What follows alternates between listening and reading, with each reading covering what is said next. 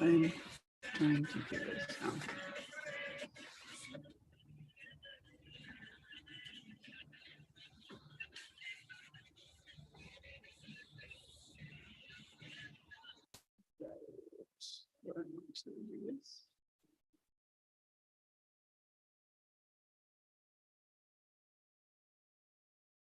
Like that way.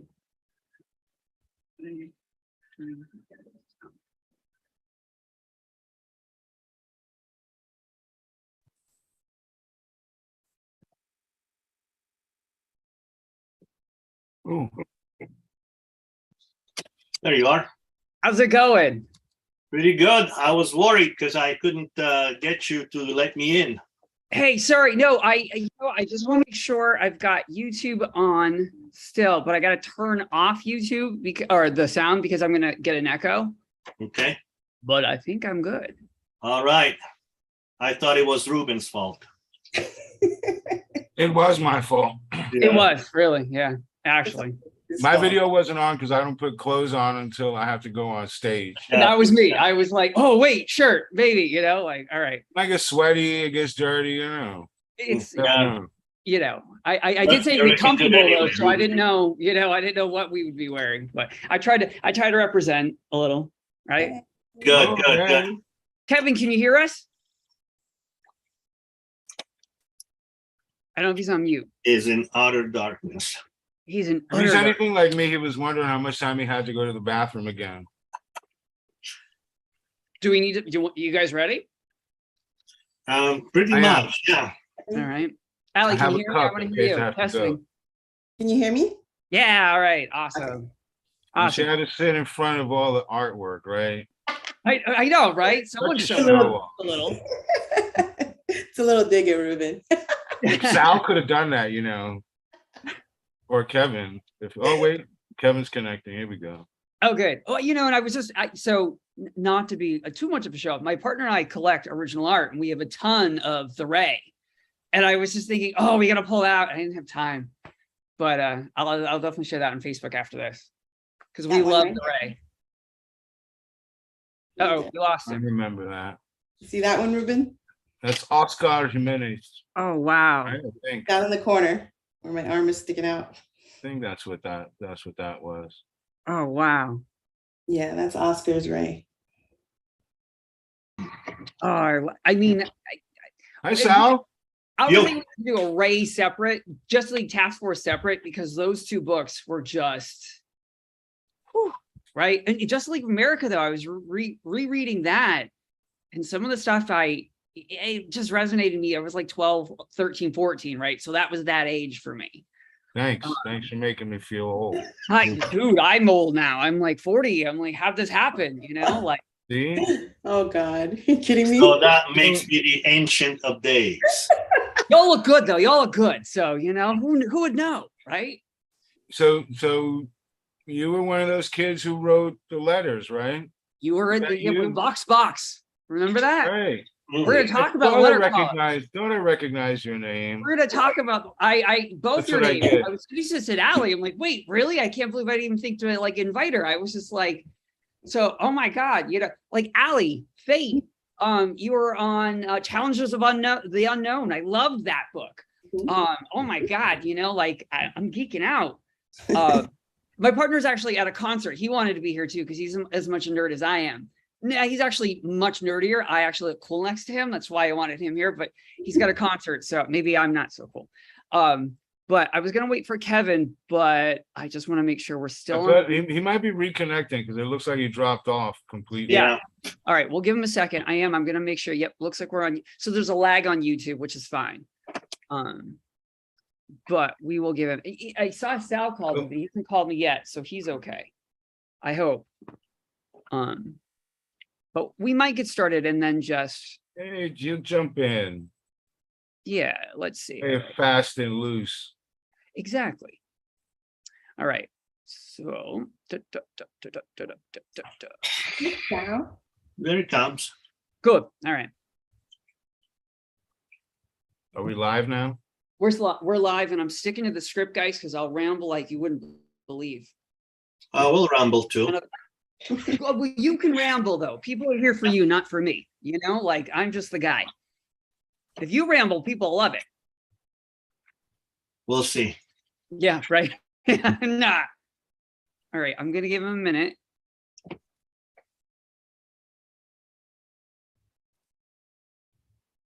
All right. You know, I should don't- do this. Huh? Go for it. No. I I was never gonna say, know before where we to get look started- on these things. You know, am I looking in the? Do I look at the camera? Then if I look at the camera, I can't see the screen. I would look at the screen because it looks well. Look at the screen now. You still look like you're looking at us. So yeah, Right. you look fine. You don't have to worry about you. Give me a nudge if my eye gets lazy. Yeah. Very self-conscious. Will do. Right. Okay. Well, we need like a safety word or something. I don't know. Like Crocodile. a crocodile. All right. You got it. All right. Well, I'm hoping Kevin will pop in. I want to thank you guys all for coming. I do want to shout out to our viewers, Comicopia in Boston and New England Comics. Those are my buds. They're all watching us right now. They're very excited that I decided to do this. I done 2 for Marvel, and I was like, yeah, I was actually a DC guy. I loved Marvel, but I really loved DC.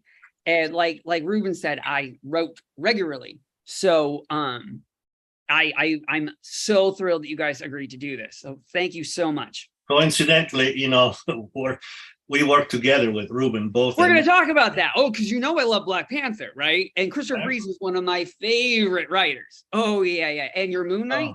I have a piece of your original Moon Knight, too. You know that, right? Shame on you. Okay. Oh, yeah. All right. So, hi, everyone. Good evening, good afternoon. I'm Steve Wilbur, an artist, public school educator, and longtime comic book collector. Thanks for joining me, my 4 illustrious guests, Ruben Diaz, Ali Morales, Sal Valuto, and hopefully Kevin West. Again, we're going to do a shout out to the creators of the work that we'll be discussing this evening. You see the list there. My first guest is Ruben Diaz. It was an editor on various DC and Marvel comics such as The Flash, The Ray, the Justice League books, Wonder Woman, Black Panther, Iron Man, Deadpool, and so many, many more. There's Kevin. Awesome. Sal Valuto worked with Ruben on Justice League Task Force, Black Panther. It was also an artist on Moon Knight, Firebrand, another great series, The Green Hornet, Armor for Continuity Comics, which I loved, and The Phantom. Kevin's coming. Kevin West is possibly best known for his work on the Guardians of the Galaxy, but was penciler on Justice League of America, The Comet, Nightmare on Elm Street, and more. And finally, but not least, Alessandro Morales was a DC editor who was involved with the Justice League corner of the DCU, including The Ray, as well as Impulse, Challenge of the Unknown, Fate, Tachyon, another great book, and lots more. Welcome, everyone. Before we get too far ahead, I'm curious if the 3 of you can explain what got you into comics and if that was always your career goal. Hey, Kev. Hey! Awesome shirt. I love the killer Welcome, clown. Kevin. All right. Yeah. Hey, Kevin, you get to answer the first question because the last will be first. Okay. Okay, No, that's good to see you, man. Good to see Yeah, you. good to see you too, my friend. It's been too long. Too long. Yep. All right. What might that question be? So yeah, Kev, how did you get into comics? Was it always a career goal? Well, my screen looks all goofed up, doesn't it? Am I good? You look good. Yeah, Yeah. everything's fine on my end. Okay. Yeah. No, my original career goals, I was going to be an NFL football player, but then I stopped growing. So then that kind of went the way of the wind. But no, when I was first coming out of college and whatnot, I was focused more on doing commercial illustration kind of stuff. And but obviously I'd love comics growing up as a kid and everything else. And so initially then I started out working in, ad departments for stores and small newspapers and stuff like this. And then I just started doing some sample pages again. And then I ended up, going into comics that way. So then You started on Comet, right? Or no? Was that you started before? yes. Yeah. The very first thing I ever did for DC was an issue of Spelljammer. Okay, And yeah. And then after that, yes, then I got involved in the Impact stuff, and Comet was the first series I was actually on. Shout out to Impact, because that was a great book. I loved all those books, the entire line, right? Like, oh, you know, I was bummed it ended so soon. Awesome, thanks, Kevin. Who wants to go next? How did you guys get into comics? And was it a career goal? Sal, I'll go next. I always wanted to do comics. That was my dream since I was a very little kid, and this goes back to the 60s. I love to not just to read comics, but to look at the pictures. So I was buying comics for the artwork, and my favorites at the time were Al Foster and Alex Raymond. I probably, imagined and copied Alex Raymond's artwork, just to become like him. At the age of 12, I had my first work published in the Italian magazine Batman, and it was a fan artwork, done by a kid that was 11. And it was published much later, and it only said, Salvatore Velluto from Taranto sent us this drawing. Sal Velluto from Taranto sent us this drawing. Taranto being my hometown, where I was born and raised in southern Italy. And so I had one of those epiphany moment. And just like Batman, when he sees a bat, says, "Oh, a bat, it's an omen. One day I want to become a bat." At that point, I saw my Batman published, and I said, "Oh, but Batman, it's an omen. I want to become a comic book artist." It took me a long time. Batman. It took me a long time to make that dream come true. I tried in Italy, but I was unsuccessful. Only after. Hold on. Stop. So you're in Italy and you want to become a comic book artist. How was your family at that? Were comics respected in Italy? Absolutely. Yeah. All right. Great culture. We're talking at the time when comics were the social network of the time, because kids just exchange comics. Sure. You met a kid in the street even before you knew him. You say, "Hey, do you have comics?" And so you exchange these comics and became friends afterwards. So it was exchange merchandise for friendship. Yes, and of course Italy has a great tradition of comics. But I was enamored with Batman at the time. So this was the 12-year-old Sal Velluto. And then we come to the 30-year-old Sal Velluto, now in the United States. And after I worked for a couple of years into the animation field, doing layouts and storyboards for Saturday morning cartoons, I was applying for, at these companies, and including Marvel Comics, which at the time had a large volume called the Official Marvel Tryout Book. Yep, and I remember. Sure. Remember that? Tryout book. Yes, Kevin. Yeah, we all had it. And so when I bought it, the contest, they were assigning winners, a penciler, an inker, a colorist. That contest had closed, but that volume was still viable as far as sending submissions to Marvel. And it took me a while, maybe a year of sending samples and even getting some rejection letters. But with the rejection, there was also some encouragement to keep going. Mm-hmm. And then finally, in 1988, it was 1986, I started with Marvel Comics with Power Pack. Right. Started with Power Pack, and you remember I told you that as a kid I was a big fan of Alex Raymond, and so as the inker for my first issue of Marvel Comics, which was already a dream come true, they gave me Stan Drake as the inker. For those who don't know, Stan Drake was had a close relationship with Alex Raymond, to the point that Alex Raymond died in a car crash driving Stan Drake's sports car. So I was working with somebody like 2 degrees of separation from Alex Raymond.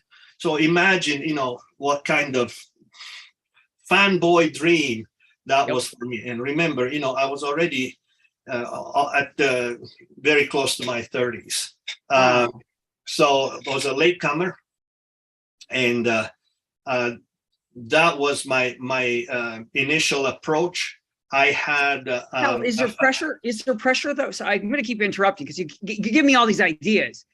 If you're coming in at 30, was there pressure though? At 30, you're like old, right? Pressure? No. I know, right? Well, I don't. Yeah, but people are saying like, again, in the 90s, right? I'm a 90s kid. I remember like the Jim Lees, the Rob Liefeld, and I'm not a fan. And I'm saying that on online. I like some of their stuff. Don't get me wrong. No haters on YouTube. All right. Yeah. But they got a lot of recognition, and they were young. And I think that they had great stuff. But there was always room for improvement and growing. And I think life you experience. I can say that now because I'm a little old now. Right. So did you feel like there was pressure or not? You were confident. Of course. Okay. A lot of pressure. Especially when you start on fill-ins, okay? Yeah. You're assigned to do fill-ins because the book is late. And at the time, late means less than 6 months time. And so what I was trying to say is that, and this will take me to Brian Augustyn and to Ruben and so forth. I'm going to transition to that, and then I'll leave the floor open to others. I was very fortunate, very blessed to find an editor, Carl Potts at Marvel Comics, which became basically my mentor. And I was equally blessed and fortunate when I found Brian Augustyn at DC. It was the same type of figure, okay? And so Brian Augustyn was a blessing for me because, through the years, I dealt with several editors, but the two that opened the door, well, I had others later, for the Phantom and so forth. And there you go. There's a picture of Brian. Yeah. And these two in particular were out of the ordinary. It was a different category of editor. It's one that really, cares for what you're doing, encourages you, and so forth. Others were good, but not this kind of class. This was a separate class. And so when we get to talking to Brian about Brian, I'll expound that thing. But how did I get into comics? That's my beginning with Marvel. And a similar thing will happen at DC with Brian Augustyn and Ruben Diaz. I love it. It's almost like fate, though, And Kevin, before I go too far, did you also feel pressure when you first start out? Is it you're ecstatic, or are you like relieved, or are you like, oh my God, I got it now? What the hell am I going to do now? Oh no! I mean, your heart's just bursting. And it was kind of goofy too. Like on one day, I got a message from Marvel and DC, both asking if I'd like to work on stuff. Wow. So I was just kind of like, damn, look at that. Wow. So yeah, no, very, very, very exciting. And which one did you choose, Kevin? Between Marvel and DC? Being the entrepreneur that I am, I did both. Oh, you did both. Son of a gun. Yeah, right. I ended up, Michael Urey had called, and I did a shot of Nimbus for one of the Who's Who. Okay. And then I was doing, then I was also talking to Ralph Macchio, and I don't remember. The first thing I did for him that got published was a Beta Ray Bill short story that was in one of the Thor annuals, and something was like 10 pages long, I think. And then that got rolling. And after that, I did a fill-in for him that showed up later in like Marvel Superheroes when they were putting out that big, it was like 80-page book or whatever. I love those summer specials, spring specials. Yeah. So so I did some of that, and like I say, then it just built. It just continued to grow and grow. Then, like I'd said, Comet was the first series I'd actually worked on. And then, later with Marvel, Guardians of the Galaxy would have been my first thing with them. Ryan wasn't your editor on Comet, though, wasn't it? Was it Christopher Priest? Formerly known as Jim Owsley. Right. Before he became Christopher Priest. Or right? Hollis Stone, depending on what decade we're in. Yeah, Love that guy. I wish. We're coming kind of go full circle because we're going to get to Mrs. Owsley, right? But Ali, Yes. how about you? How'd you get into comics? You talking to me? Ali. Sorry. Oh. I know. It's like I'm like your waiter. You're taking a bite. So how is it? Yeah, there you go. You call Oh my me God! right It happens to me all the Like, time. I just shove, they Sorry. watch. Actually, they watch me. I shovel in a mouthful of food. They come running over. Hey, how you doing? Always. And I'm like, sorry, Ali. How'd you get into comics? Did you always intend to? Well, I've collected comics since I was about 12. So I've always been around. My biggest influence back then was Claremont's X-Men. So grew up loving that and the strong female leads that he always had, and then those storylines, which was always really something great to read. And then I think I was actually recruited by another penciler named Michael Davis. I worked at a comic shop, and he thought it was intriguing to find a girl who actually knew about comics working in a comic shop. In the 90s. Yeah, in the 90s. And right. so he was like, what do you think about comics? Oh, I love them. I've been reading them forever. Okay. What are you studying? Actually, I'm an English major. Why don't you write? How about starting to write? Why don't you come to the class? And from there, I jumped into an internship with Chris Claremont. Wow. And wait, what? Yeah. That's very cool. It was a lifetime experience, working side by side with him, helping him out with his storyline. Is that nerve-wracking though, or were you like chill? It was in the beginning. Yes, I have to admit, I was starstruck for a while. I just had to come down and like, okay, don't totally geek out in front of him all the time. So, but they were, very endearing, very patient. He was a great teacher. His wife, Beth, is also incredibly influential in the work. I really appreciated her input as well. So I was with them for about 1.5 years. I graduated college after that. And then Chris took me up and I met Archie Goodwin at DC and interviewed for a spot in the editorial department, which I got. Wow. And that was back in 1994. Wow.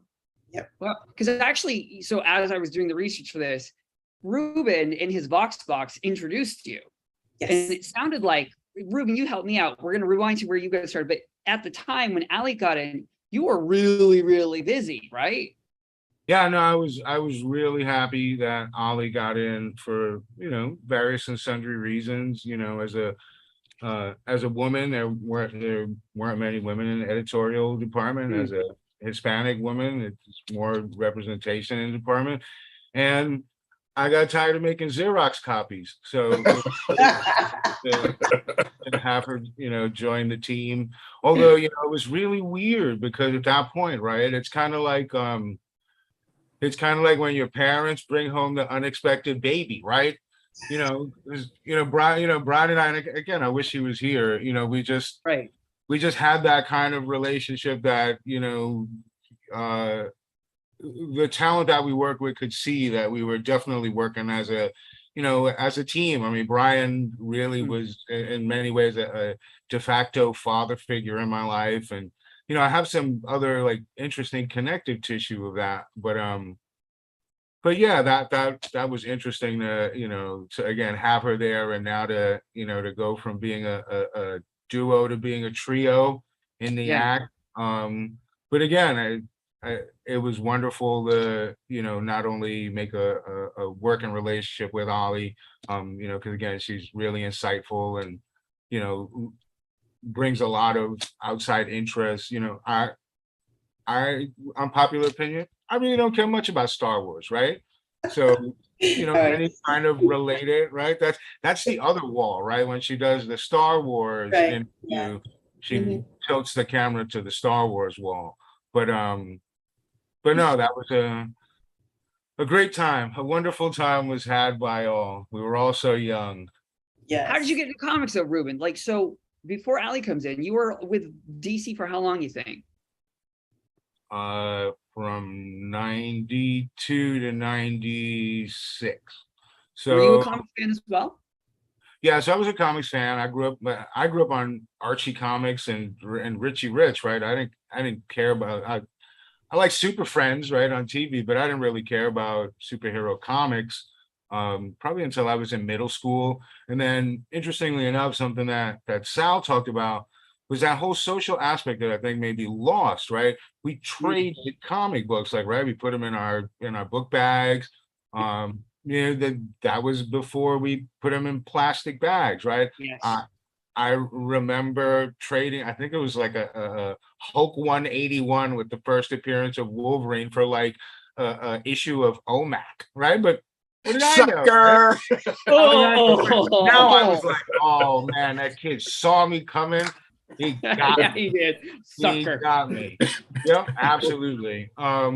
Baseball cards were big at that time. So I didn't know what I was going to do, but I loved comic books. And end of my senior year, I had to do an internship, and I thought I was a journalism major, so I thought I would go work at a television station or something, or a newspaper. And my journalism teacher approved me to go do an internship at Marvel. And I'm like, are you kidding me? I can get paid for this, right? No one was thinking that at that time, right? Now, these kids are killing themselves, right? It's like Hunger Games. They would do anything to be a comic book editor. Back then, they were like, I'm like, yeah, I'm a comic book editor. They're like, do you draw the pictures? I'm like, yeah, no. So I got the Marvel tryout book. I tried it. I sucked at everything. So I figured I'll become an editor. And so started at Marvel.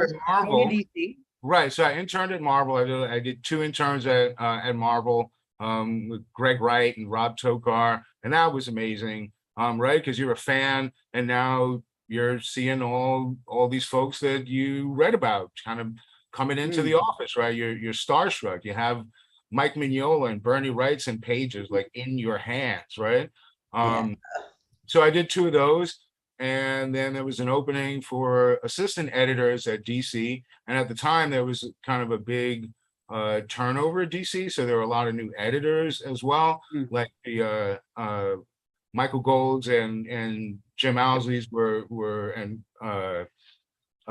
kind of evolving into other developmental positions. And so like the DCU was then kind of forming under the, Mike Carlin, Denny O'Neil, Archie Goodwin kind of era. And so, from that then came like Brian Augustyn and Kevin Dooley and Michael Urey, Dan Rasper and folks of that kind of generation. And then, they needed their, legion of substitute heroes.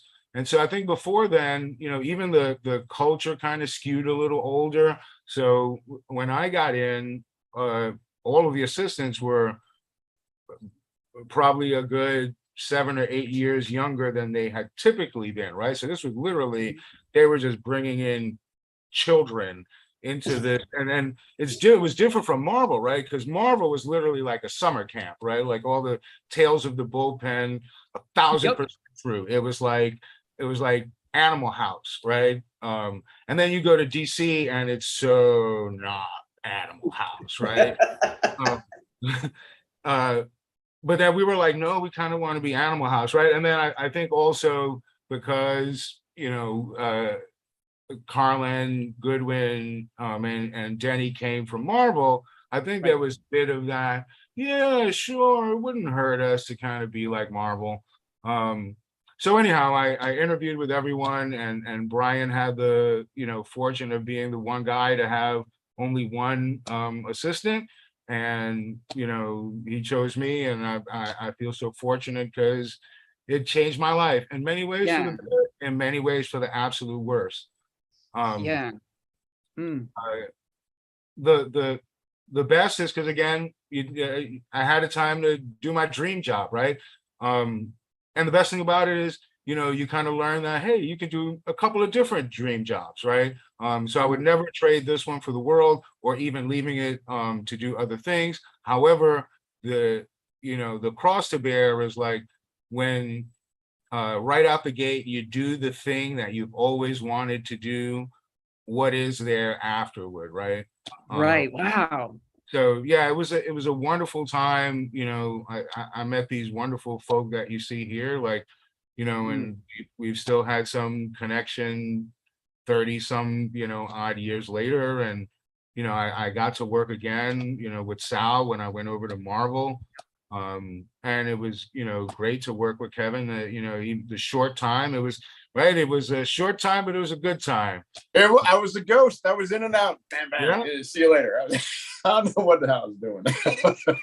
Guys, so I met Brian a few times at like comic conventions, and like I'd written in and he recognized my name, or maybe he didn't, but he was kind enough to let me think at 1920, I remember you, right? And he just made you feel like you were special. He was the only other person, there's a couple, but George Perez was as kind, but Brian Augustyn was just such a nice guy and very humble. I mean, I loved Firebrand. His Batman. You said humble. You didn't think so? Oh my God! When I met him, he was just, I'm I'm like, blah, blah, blah, blah, blah. Can you sign this? And he was like, of course. And he always had a story, and I he would like, his Flash work, and I was a big Wonder Woman fan, and I was like, yeah, we tried with her. We didn't really know, he was very honest. But how would you guys describe Brian? Like, everyone I've talked to loves the man. And when he passed, unfortunately, this past February, I think we were all devastated, even those of us who didn't know him well, but we felt like we had because we'd read some of his books. How do you describe Brian? Why is he so revered still? Sal, you go. Yeah, Ollie should start because I don't want to cry. So okay, Ollie, you start. We'll leave you for last, Ruben, because you have a lot of stories. Brian, I actually don't remember. Maybe Ruben can help me. I don't remember how we started, how we connected with Brian. But I remember I have this flashback. At one point, we went to New York and Kevin was there.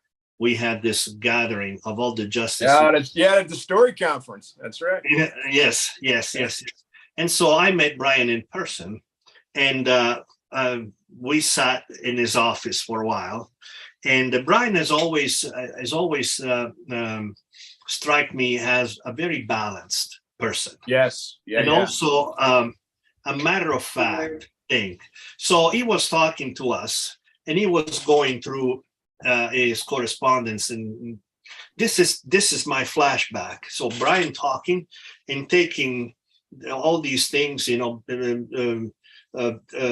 publications and stuff like that, and throwing it in the garbage. Like, he had so much work, he had to simplify to the very essential. So the things that were essential to him was, number one, connecting with us, because him and Ruben had the idea, let's gather all the creative teams and get together. So we were there and we were important.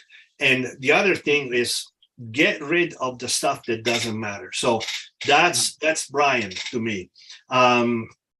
Then we had after Task Force, I guess we had gelled pretty well with Brian, to the point that he asked me to help him with Firebrand. Yeah. Firebrand being a character that had already been published by DC.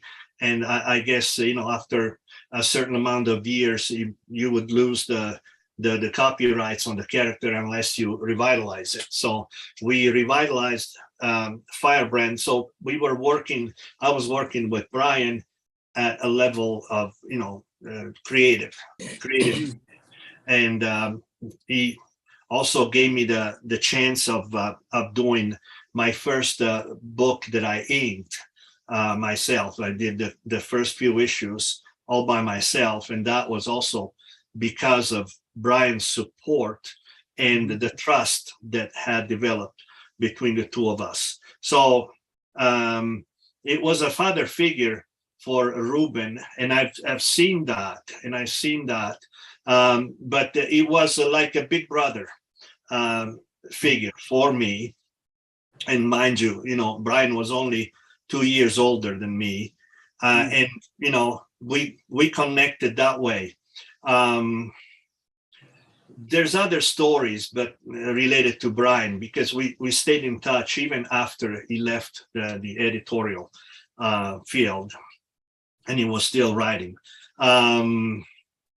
Another one, very short. There was a proposal that myself and Brian presented together. And remember my dream of Batman, and Brian had written Gotham by Gaslight. Yes. So it was already an established writer and famous, and he knew Batman. He felt Batman.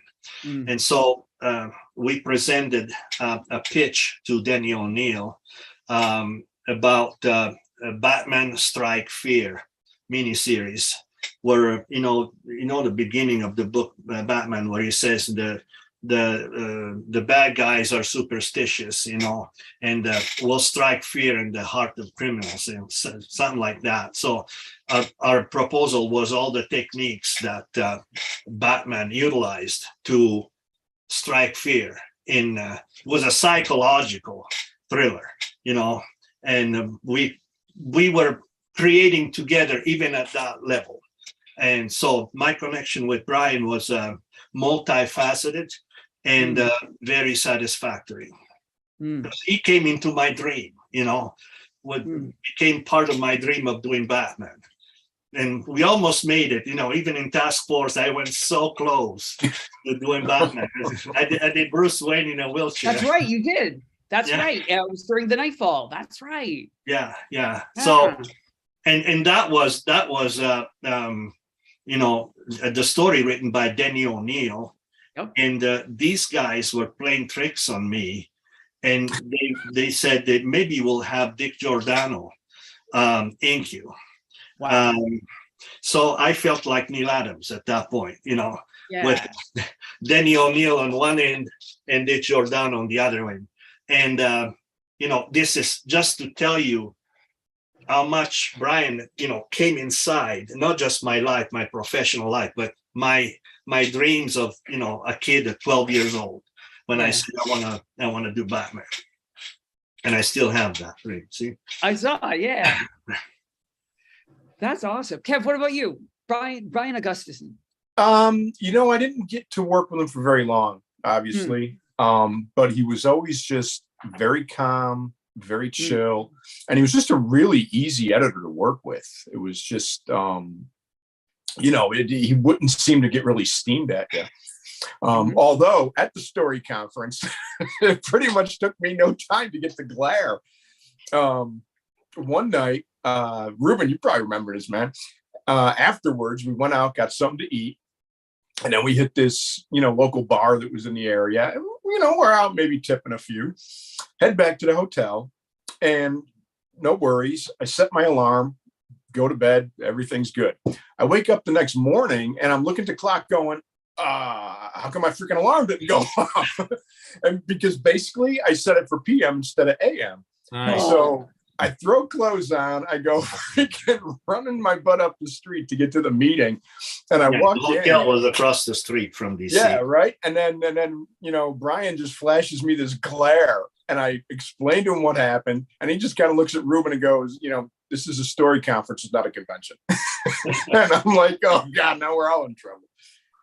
But no, he was great. He was great to work with the time I was there. So yeah.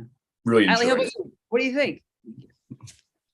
I think Brian is a lot of those things and so much more. I think that Ruben and I had, I think, a really good relationship with Brian that kind of superseded even the relationship at work. He was a mentor. He was an awesome teacher, incredibly patient man, because we were hysterical most of the time in one way, shape, or form. We were just utter chaos around him. And he always just would just look at us and just say something, one word, very stoic, because everybody says very calm. Yeah. And it would just instantly, ground you, and not in a negative way. It's just like, it gives you pause to just take a breath, realize what you're saying, what you're doing, and give you this very, very simplistic, but very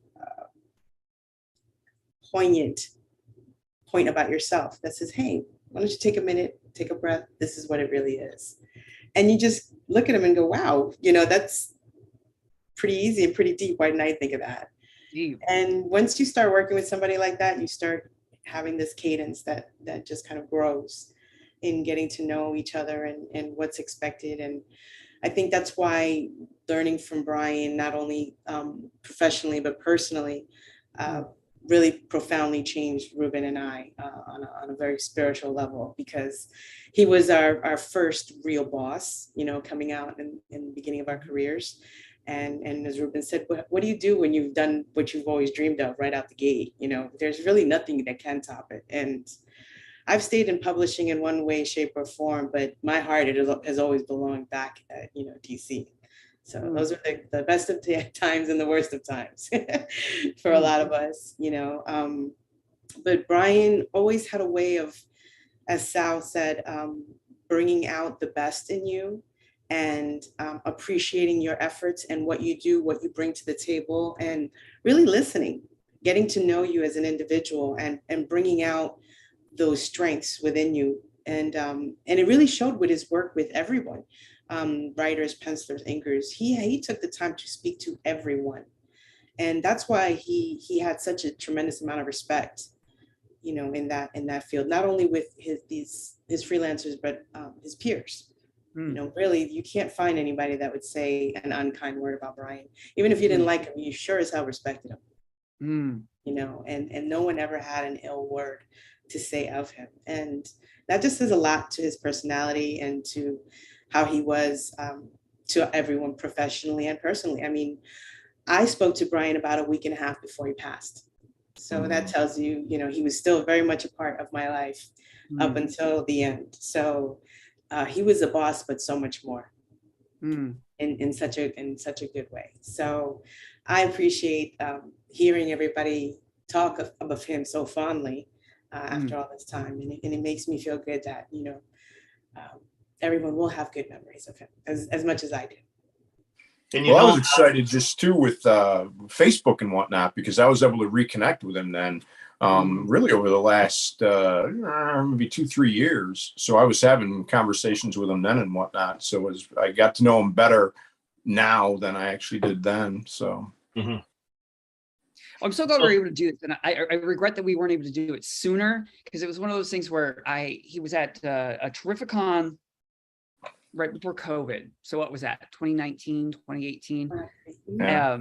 And I had mentioned that, like, I actually met a couple and like done this Zoom thing, and I go to YouTube. He's like, oh, what? And I'm like, no, but we talk about your work, and I get to geek out and I get to ask the questions I didn't ask as a kid. And he was like, oh, we'll totally do it. And I had his card, and I gave him my card, and I was all like, I was beaming. I was so proud. And then things just happened, right? Like I never did it. Yeah. And then, I finally was doing one after another, and I just thought, I don't know what it is. I picked up one of those. It was an issue of Dark Stars, which, Ruben, you edited with Brian, correct? Yeah. And from there, I went down that rabbit hole of like all the books that meant something to me, right? And then from there, I somehow went to The Flash. From The Flash, Justice League Task Force, which brought me back to Justice League America, which brought, like all of that. And I remember thinking, I didn't. And I remember when Brian passed, how just reading everything off Facebook, and Twitter and various posts, and my partner and I collect original artwork. All the collectors were talking about, oh my God, remember? And everyone had a story So I'm sorry we didn't do it sooner, but I'm glad we're able to do it now. And I'm going to shut up. Ruben, you had such a strong relationship with him, and I know how important he was.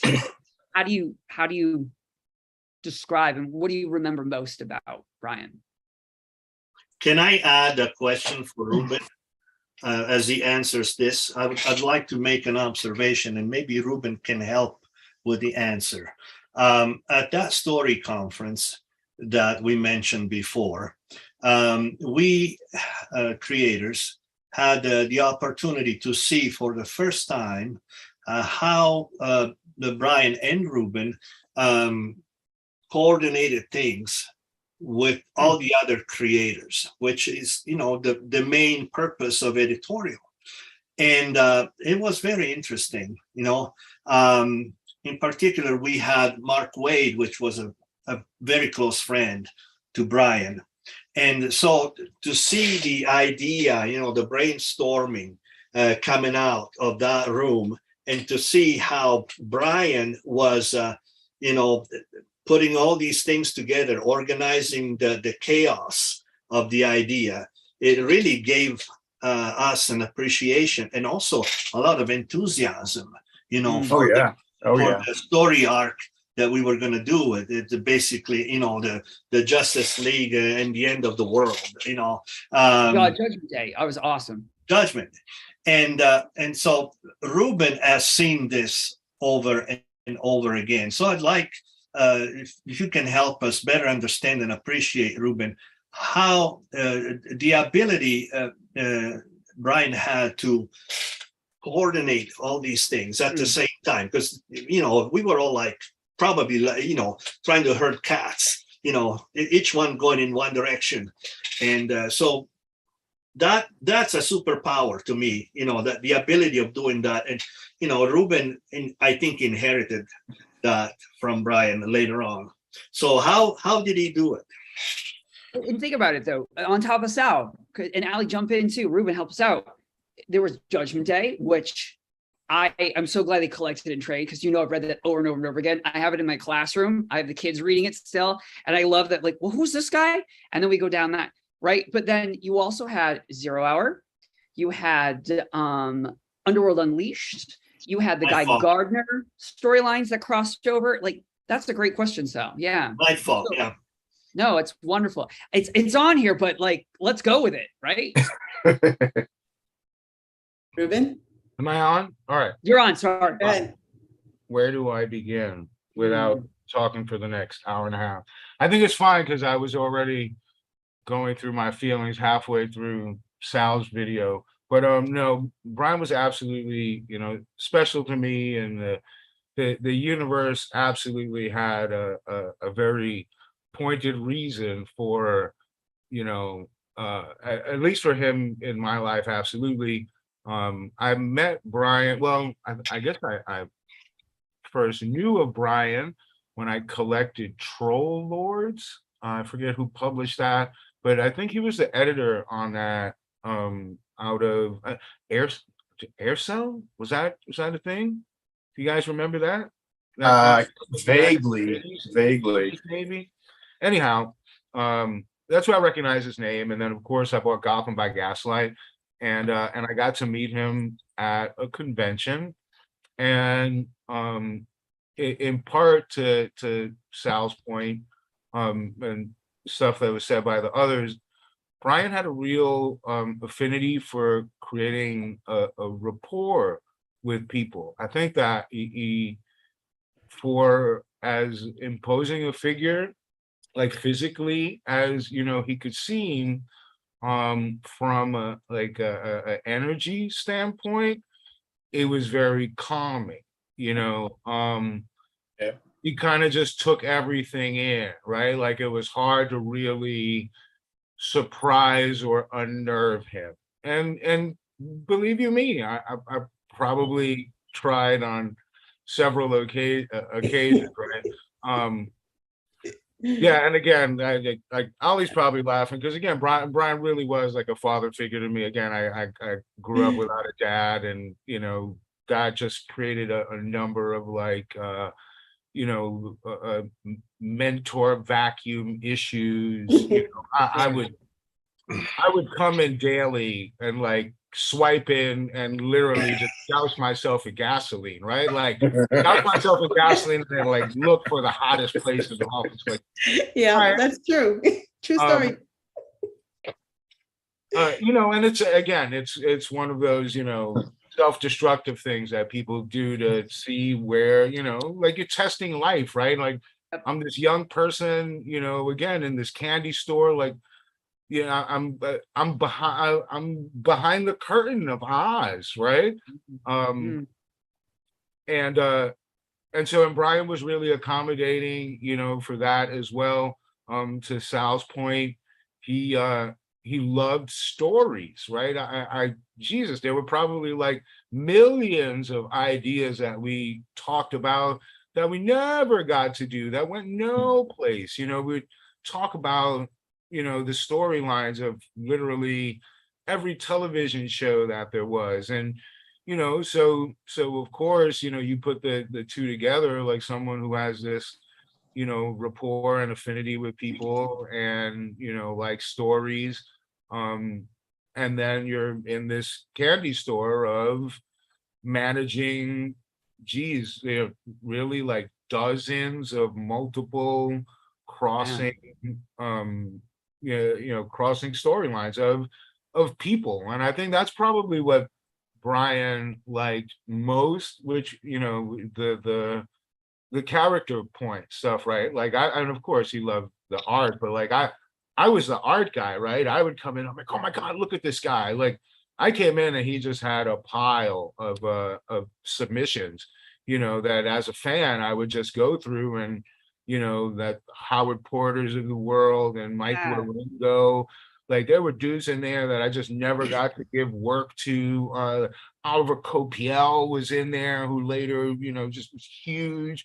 Eric Canetti, again, and so that was, so it was also a wonderful kind of mixture too of Brian. He was very generous, right? So kind of sharing with him not only his knowledge of making comics, but of course all the people that that he worked with in comics, right? These were my first relationships, and so working with Sal was one of my earliest relationships in comics. And of course I remember Sal from from Moon Knight. So when I got to work with him on Task Force, it was like great. And again, I love the work that that Sal did. And of course, anytime, and again, not only I'm very fond of Sal as a human being, Sal as an artist, as a professional, again, right? I know I can just assign him and I don't have to worry at all. I mean, not like Kevin. I'm just teasing Kevin. And Kevin was awesome. I'd love to talk about it because again, it was a short time, but it was a good time. I mean, the dude is amazing. Drawing 2 team books at the same time, so yeah, and I guess over time that's what did me in. I thought we had something, right? Because he left so soon. But no, and in our office, we were super chill. We didn't stress anything. And that was mostly because I came to work stoned. But he was level-headed throughout. And so, even in an instance where, Kevin couldn't, continue to work with us, we were like, bro, sorry it didn't work out. We had a great time. Catch you next time, and sometimes you do and sometimes you don't. And that's man, a lot. I'd rather have this experience than, I don't know, a number of people, probably, some of them which could have appeared tonight and didn't, that said, oh my God, I'm glad I never have to talk to that human being again. No, everything I'm going to admit. So I invited a ton of people, right? And you never know who's going to come, right? Those who couldn't all had wonderful things to say about everyone. It wasn't like it was a really positive time. They all said something really. Oh yeah. And hindsight, right? Hindsight, you can certainly say that because everything is all right. It's your qualia, right? It was just, this was my experience in comic books, right? And at the time, you look back and everyone could go, "Oh, you know what, if I would have maybe kind of zigged instead of zagged, Yeah, like older and wiser, right? That's what I'm would have had a Yeah. whole different, Right. the world would have spun in a whole different direction, but it didn't. And Yeah.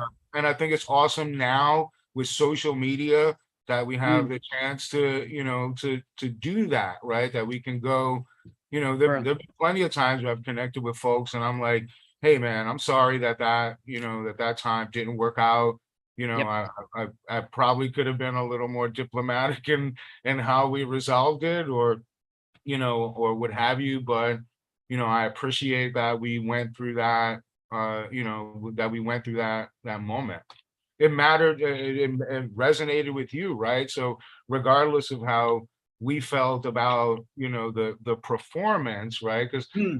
we're performers, Hmm. right? And after the performance, we go to the back and every performer hates his performance and, somehow wants to, feel that someone else is responsible for it. But at the end of the day, the audience member sitting there going, it was perfection, right? We're in the back going, oh my God, we all dropped the ball. You dropped the ball. But we don't know. No, to all of the people seeing that, they don't know. They And got a that's it. wonderful experience. Ruben, that's it though. Exactly. I mean, and then again, though, like as a teacher, I mean, those things taught me stuff. I went into art school because I followed these guys.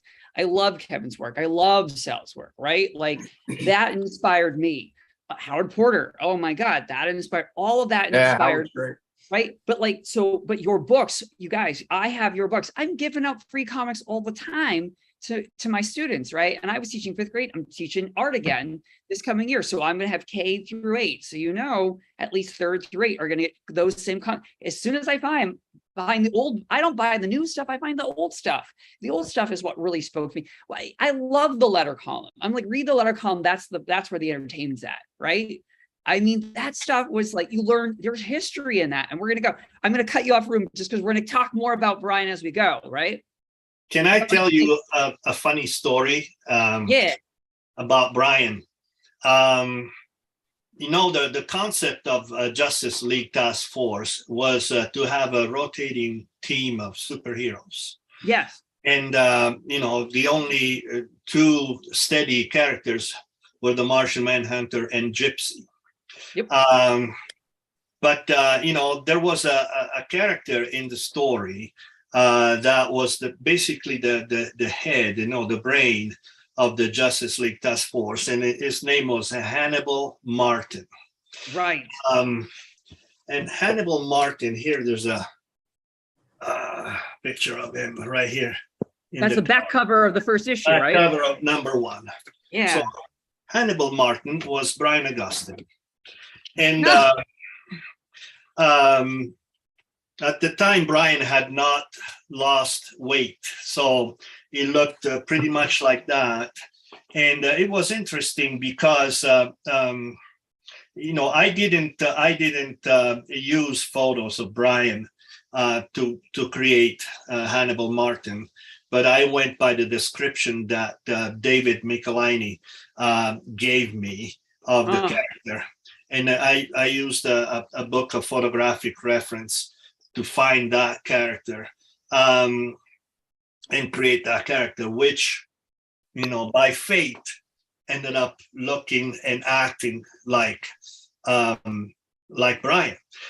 So here we have the reality of an editor with a rotating cast of creators, and the fictional part of a coordinator of the Justice League Task Force dealing with all these superpowered individuals that are the same individual. And so, that characteristic of being a coordinator, the one that keeps the reins together, all these powers, going in different directions, all these interpretations going in different directions, was impersonated by Brian Augustyn and Hannibal Martin in the book. That makes the issue so much better, though. Like, I love that. I think that's an great story. That's why I'm doing what I'm doing, because I feel like that's what we need, right? Oh, that's awesome. All right, let's rewind. So You guys, I love Sal's. He's asking my questions for me or telling me the stories before I go. I love it. This is awesome. All right. So He's the only one of us that read the handout. What's that? He's the only one of us that read the handout. He did his homework. Yeah. Okay, let's see. All right. This is just for the people watching. The Justice League had a storied past of DC Comics' premier team of superheroes debuting in 1960. Following a major universe-shaking event, Crisis on Infinite Earths, the Justice League lineup was shaken up by creators Keith Giffen. Help me out, guys. I always butcher this. It's DeMatteis? DeMatteis, thank you, and Kevin Maguire. The team's adventures in the late 80s are perhaps most remembered for their slapstick humor, satire, and dry wit. What came afterwards, however, seemed to resonate most with me as a kid, when the league developed into 3 distinct teams exploring a more global and revolving cast of characters, just as Sal explained. Over the years, I felt stories wedged between the Wahaha Antic era and the JLA period, established by Grant Morrison, have been overlooked. Tonight, I'm excited to explore the Justice League of the 90s with some of the actual talent that brought these memorable stories to life. Okay, so we're going to start with June 1993, but we may go forward and backward in time as our conversation evolves. I want to apologize to any fans that we may not touch on particular issues or side series or mini-series for the sake of time. I do want to do a shout out to the Elongated Man miniseries, though. Seek it out if you haven't read it or any accompanying Red Winter storyline. June 93 followed directly after the death of Superman, another event that had major repercussions on the Justice League. With Superman's demise, the senior team found itself without a leader. Other members were out of commission. Fire was powerless. Booster Gold's armor from the future was destroyed, and both Blue Beetle and Ice demoralized. Almost immediately, Wonder Woman was nominated as the new leader of the Justice League, and a new lineup was announced with new members. Ruben, Allie, do you remember any of the details that went into drafting? Allie, I guess you weren't probably here yet, but if you have any stories, jump in, please. Any details went into drafting the new lineups for the 93, but for either the Justice League or Justice League International. Would you agree there was a clear delineation? I can't say the word, guys. I'm losing Delineation? my brain. Delineation. Thank you. Between the two teams. School pays off. I wrote this too. This is bad. My point is the X-Men had their blue and gold teams, and they always seemed to blend or trade members. The league really kind of had separate. And then my next question would be, why did it take Wonder Woman so long to join the Justice League? Fans were teased with her induction in the first issue of Justice League Europe, but she never stuck around. So was it always planned to have separate members or no? I think so. June 93, and it's funny because Sal also pointed out, like we're kind of on a time a time differential, right? Because when something is published, we've probably finished working on it. Right. Wow, like possibly almost up to a year, 6 months to a year. Yeah. So like you say 93, and I'm like, no, that was 92. But no, right. For you it's 93, but for right. me it's 92. Because I came on like right before the death of Superman. So I think we still had Justice League Europe and the Justice League book that had rolled out of that original the Andy Helfer era, yes. who was the editor with Keith Giffen and J.M. DeMatteis. How do you say it? DeMatteis. I use the Italian pronunciation. DeMatteis or DeMatteis is probably what is commonly used. Yes. Keep going. Which I loved. And shout out I never liked the Justice League. I'm sorry. I was a Teen Titans fan, right? When I came in, I was like, shoot, why can't I work on the Teen Titans? That was my gateway. X-Men and Titans, yeah. And and there's a kind of interesting correlation there at the end of the story because that tied into the Grant Morrison Justice League thing. I was a fan, so I liked the Keith Giffen era, but I also like the Chuck Patton, the ill-fated Chuck Patton, Jerry Conway era, Detroit, right? Yes. Dude, I had, love like, those stories. I like the representation, right? Like first Mm, Hispanic dude in the Justice League. All right. He had a yep, weird costume and a break dancer, and his brother was yep. a drug dealer. But whatever, we were there, right? We made it to the dance. So that was also Vixen with the bangs. She had the favorite, bangs. right? Like, Right. yeah. Oh yeah. That's where Oh yeah. Gypsy came from. That's what. So That's when right. I came in, and Task Force was already underway. I think Yeah. they'd done maybe the first 2 or 3 issues. So when I saw Gypsy was in a group, I was like, yes. So I think after Death of Superman, the idea was to kind of explore the different groups in their functions, right? So like Justice League Task Force, which starts out as kind of a Suicide Squad for the Justice League, right? Exactly. And I think that comes out of what Sal had asked before about wrangling all these different characters, especially characters that don't belong to you. So Yep. right, so your whole gimmick is a big cast, right? So if you're not using the marquee characters, you're left with pretty much, again, all of these other guys that that you can kind of do anything with.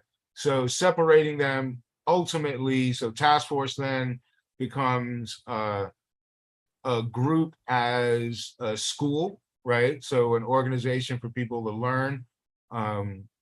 Then Extreme Justice is kind of like a group as an army, as a militant force. The Standard Justice League book is like people as civil servants. Right. And then I think the international book was more people as social group. And I think those were things that kind of jived with the folks who eventually wound up working on them and exploring those different things. Ruben, do you okay, let's say you and Brian kind of get the genesis of these ideas of these separate teams, and then do you dictate to the creators, like, all right, guys, here's how the book's going to go now?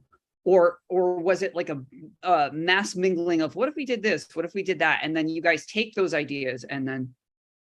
Yeah, I think, Brian dealt with different books differently, right? So like when it came to The Flash, he was really hands-on and involved, and he and Mark, it was just, again, just a wonderful thing to observe this synergy between between editor and writer developing these stories versus the Justice League, which was more kind of like he allowed the writers, and the creative team to kind of dictate the direction a little more, and then he kind of just added his storytelling critique to where those stories were going. So I think even though we were under the Justice League banner, I don't think there was any particular directive to like make those things fit together. Although, when we did, it was interesting, to see it all come together, spread across the different platforms. No, but like Ruben, Allie, you too, like, I'm thinking of like Wonder Woman, right? Clearly she's one of my favorite. Her and Martian Manhunter are like my favorite members. But like, if you have a member like the Flash or Wonder Woman, and they're going through stuff, even Kevin, like I noticed like Kevin's stories, she's flying, but she's not supposed to be flying, because in the Wonder Woman book, she couldn't fly. She'd been hurt. But like they made it work in the story that it's actually Maxima making her fly. I like that, but like that. Yeah, I didn't know what I was doing. No, but I mean, because it's all happening so fast, right? And like Ruben said, it's you guys are a year or months ahead at least, right? And if Brian is editing Wonder Woman, right, then it's at his discretion, right? Like you point to something that was a difficult, often a barrier of editing that type of book, right? Is that you presume that everything is happening simultaneously, Right. right?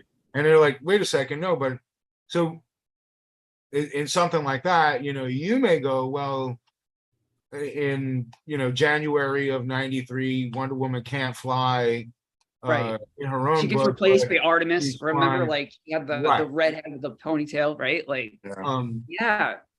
So, but that presumes that again, those two things are happening at the same time.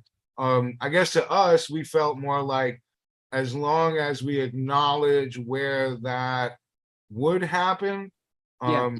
it's less important to us. But again, if Wonder Woman has a different editor, they may want that continuity spread throughout. So Okay. that would be where we would turn to folks like Bob Greenberger, who would have been wonderful to be here because Bob knows everything. I would invite, here's my pro tip, I would invite Bob Greenberger to literally every single of these things that you do. It doesn't matter the company. Like, Burn Bob that down. Greenberger never worked for a dude, it doesn't matter. Bob Greenberger knows all. Oh, I know the name, definitely. That is sound advice right there. So yeah, so that stuff would make it hard to coordinate if your character was in another office, right? Yeah. Batman. Dude, you have no idea, man. Getting Batman and then Batman in space, you have no idea how hard it was a logistical nightmare to do stuff like that. Right. To let Batman be in space, even seen in space. You'd be like, yo, Denny, we want to show you how we get, it doesn't matter how we got in space. He's Batman, bro. It doesn't matter. It doesn't matter. He's just gonna be there. And then he's gonna do cool stuff, and then he's gonna leave. We'll never see him.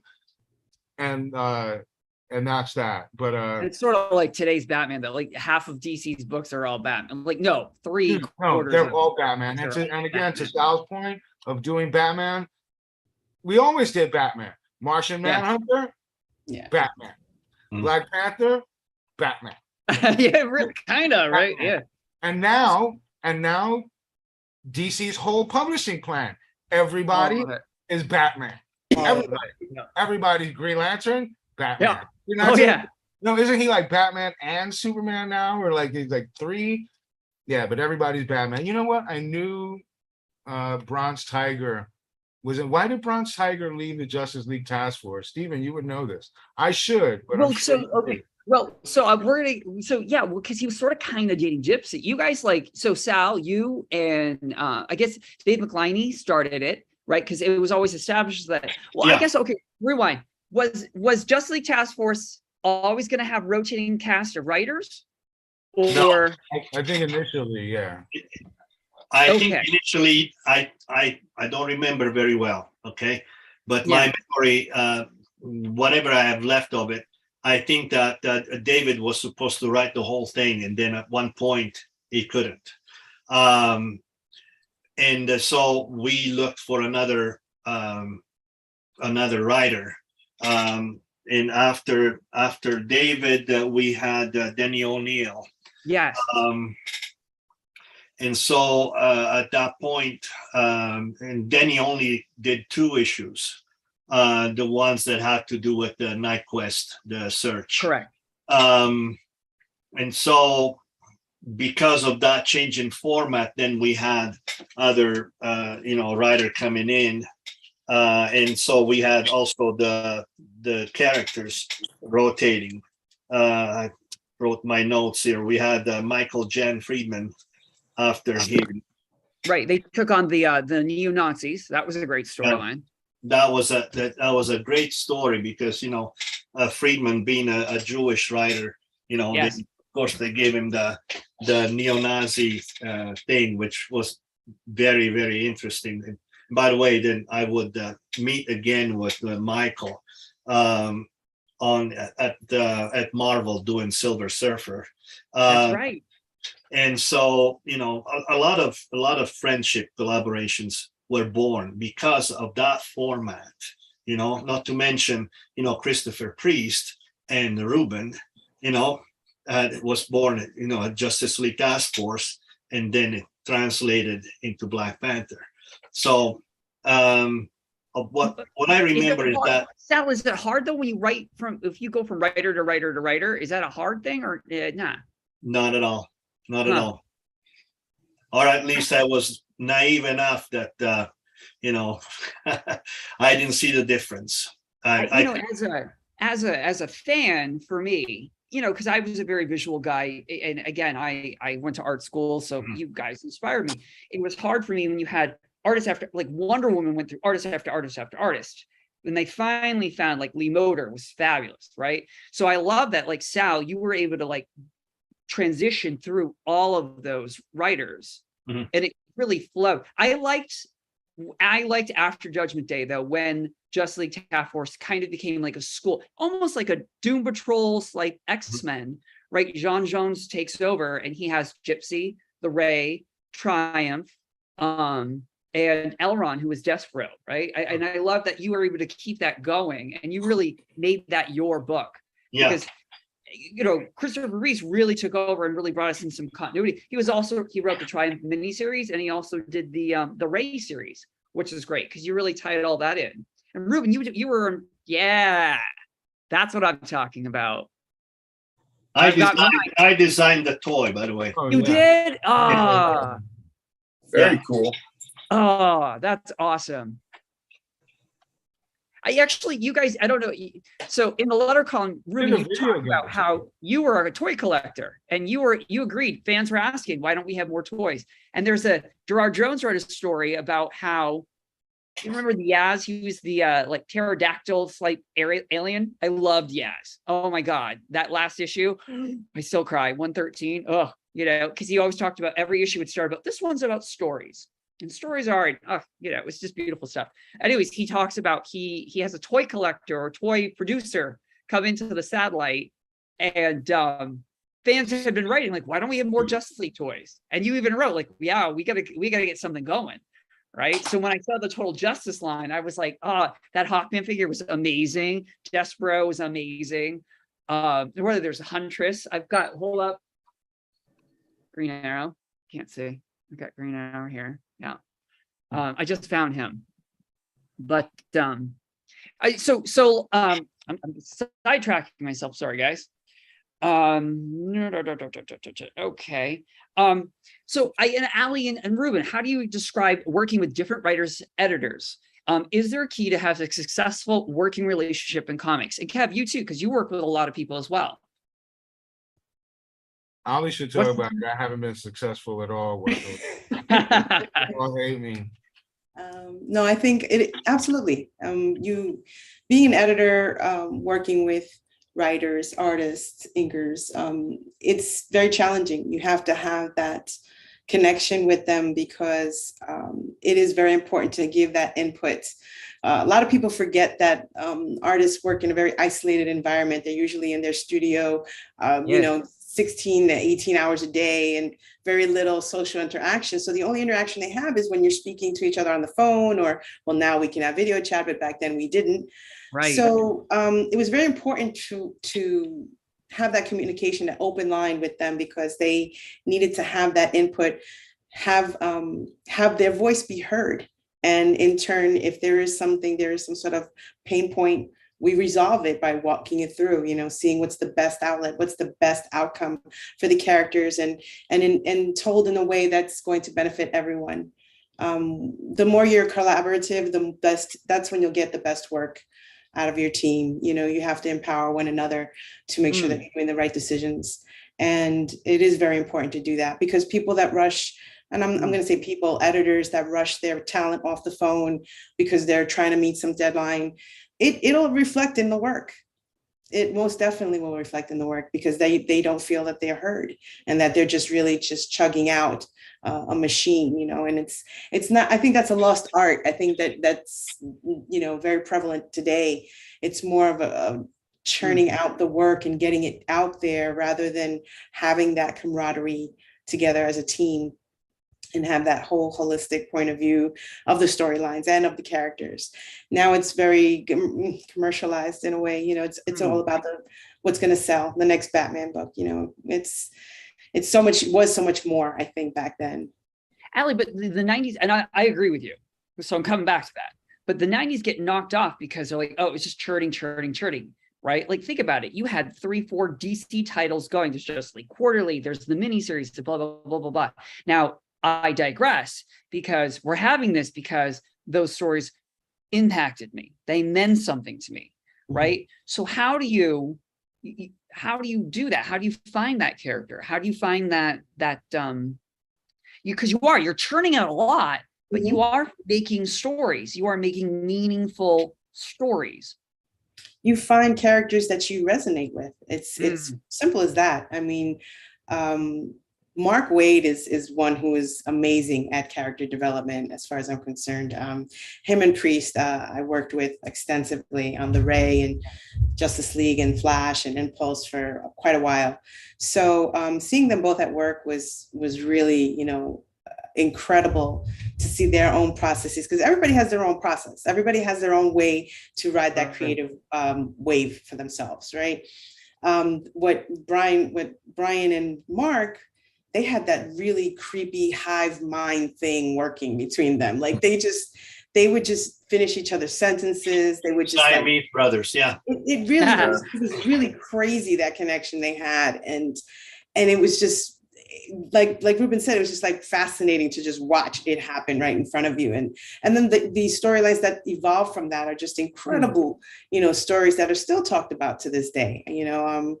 I have a couple of pages from some of the pieces that we've done during those storylines. It's just, those are things that are impactful to you for years later, just to see that. Yeah. And same thing with Priest, watching him and Brian work. Brian was very much a listener for Priest, had a lot of ideas. So he would kind of just like focus him in, like he'll listen to the big picture, and then it gets a little smaller until you've got that fine line of stuff. Yeah. And that's how he just distills everything down to the best parts of it. And that's what gets out the best work from everyone. And I think Brian's belief in his talent and his people that he worked with is what really bring out the best in everyone, especially those that a lot of people would scoff at. He was a big champion of the underdog. He really was open to ideas that were really not particularly fond, of at that time. Brian had a way of working against the grain, but in a fashion that got him where he wanted to be at the end result. But a lot of fantastic talent came out of it. Ruben said, Oscar Jimenez, Howard Porter, we've had a lot of Humberto Ramos.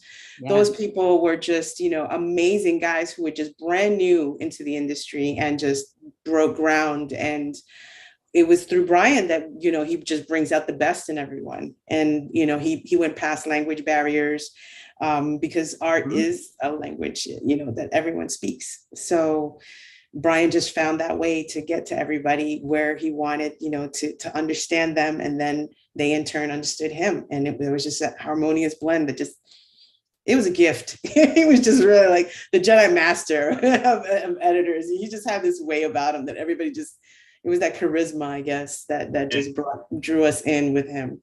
Hey, I'd like I'm really interested in what Kevin has to say about, working with different writers.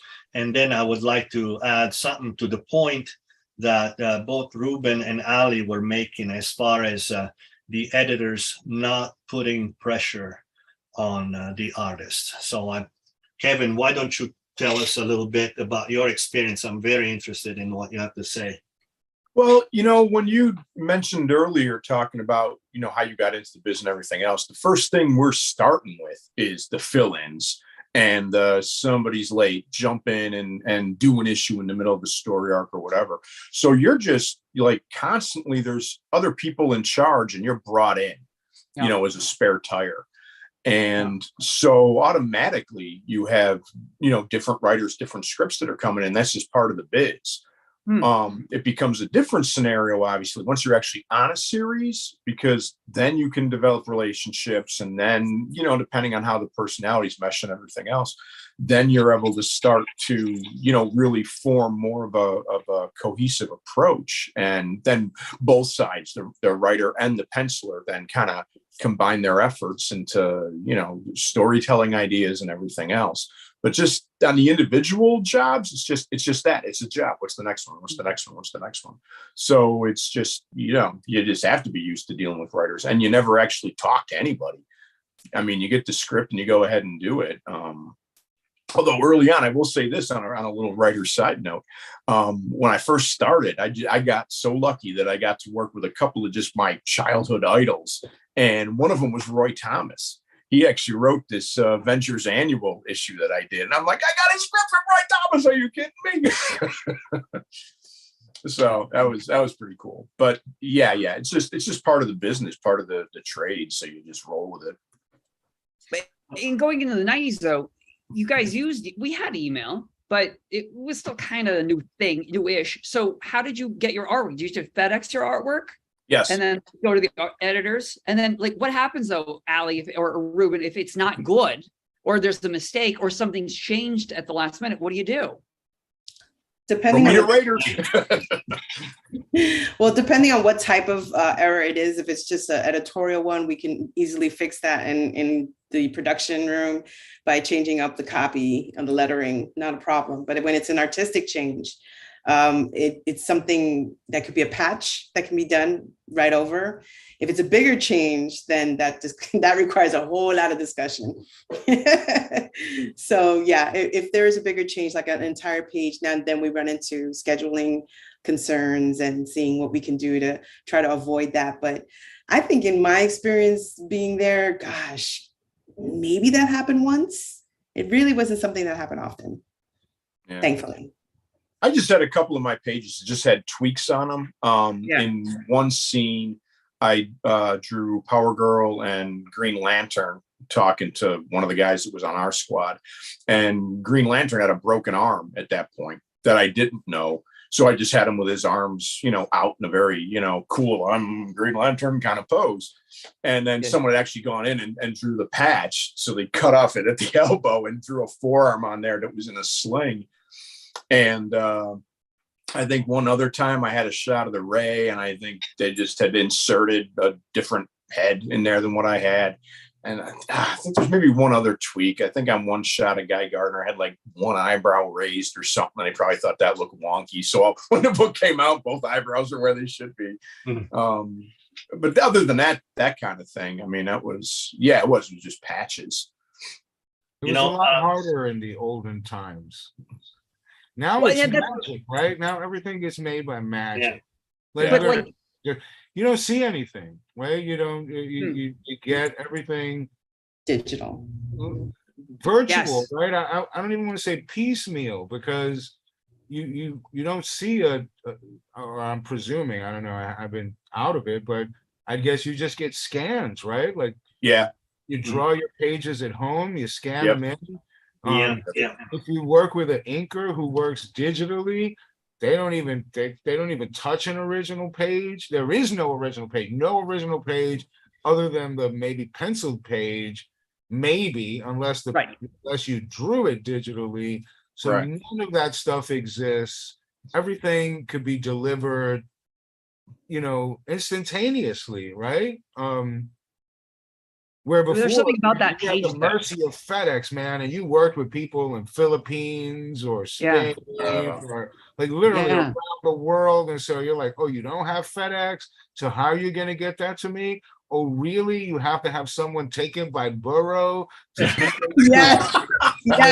Gallo's going to take it to FedEx, and then I'm going to get it, and this is going to take how long? Teleportation. Right. So listen, so I'm just gonna schedule someone else to do a couple of film pages so we could get you can do it on time. You say you could do it on time. Okay, like mathematically that's impossible. No, really, you promise. All right, so I'm gonna put your check in the FedEx envelope. Dude, don't burn me on this. Friday, right? Really? Every time. But again, it's the nature of the beast, and now again everything's amazing the way. Right, I'm sure Sal and Kevin must have seen pages where you're like, oh, like this was this was the guy whose first day on the bullpen, right? Like, this is his first day, and you got to make him do my patch. Really, you couldn't have called me? I would have faxed you. Oh, you have to like I fax will the send patch you or a broken arm, damn it. Yeah. Right. I didn't have that experience. However, I can testify that the magic happened. And we'll talk about in a minute what happened with the first kiss between females in Justice League Task Force, I think it was number 8. Did we do that? Yeah. Can we do that? Yeah, but in a minute. Again, I can't In a remember minute. 30 days In a ago. minute. We're talking about 30 years. I mean, well, because you guys, we're going to get there because you guys touched on a lot of stuff. I grew up in a very conservative home. My father was a Baptist preacher, and I was gay. And I was reading these comics, and I related to all of them in a sense, right? But Wonder Woman was my favorite. And yeah, you had gay characters. You had the Tasmanian Devil. You had Ice Maiden, who replaces Ice, right? She was gay. You had Jewish characters. Nucleon was gay. Or not gay, excuse me. He was Jewish, but his best friend comes out as gay later on. But we're getting ahead of ourselves. Kevin, we got to talk about I was shocked when the Ray came out. I worked on the Ray, and then like the Ray is gay. I was like, I didn't know. And I worked on the character. You see, you can work on something, we can work on a character and not know. You don't know, right? I was thinking of that too. And I think we did a bit of trans perspective as well with the Mistec story. I think that was after Sal had I want to ask about her because we're going to get there. But yeah, I'm jumping ahead. Well, yeah, because she was a character who was right there. Booster Gold, great. I like that. That's my favorite cover right there. That's a lie. That's actually one of my favorite covers I ever did. Actually, I love that one. The way it came out, the color, the everything. That was really one of my favorite pieces. It's a beautiful cover. I mean, I think like it's epic. But let's be honest, in the history of the Justice League, this was not a popular piece because no one liked the armor. Fans, so what was the story behind the armor, Kevin? Toxic fans.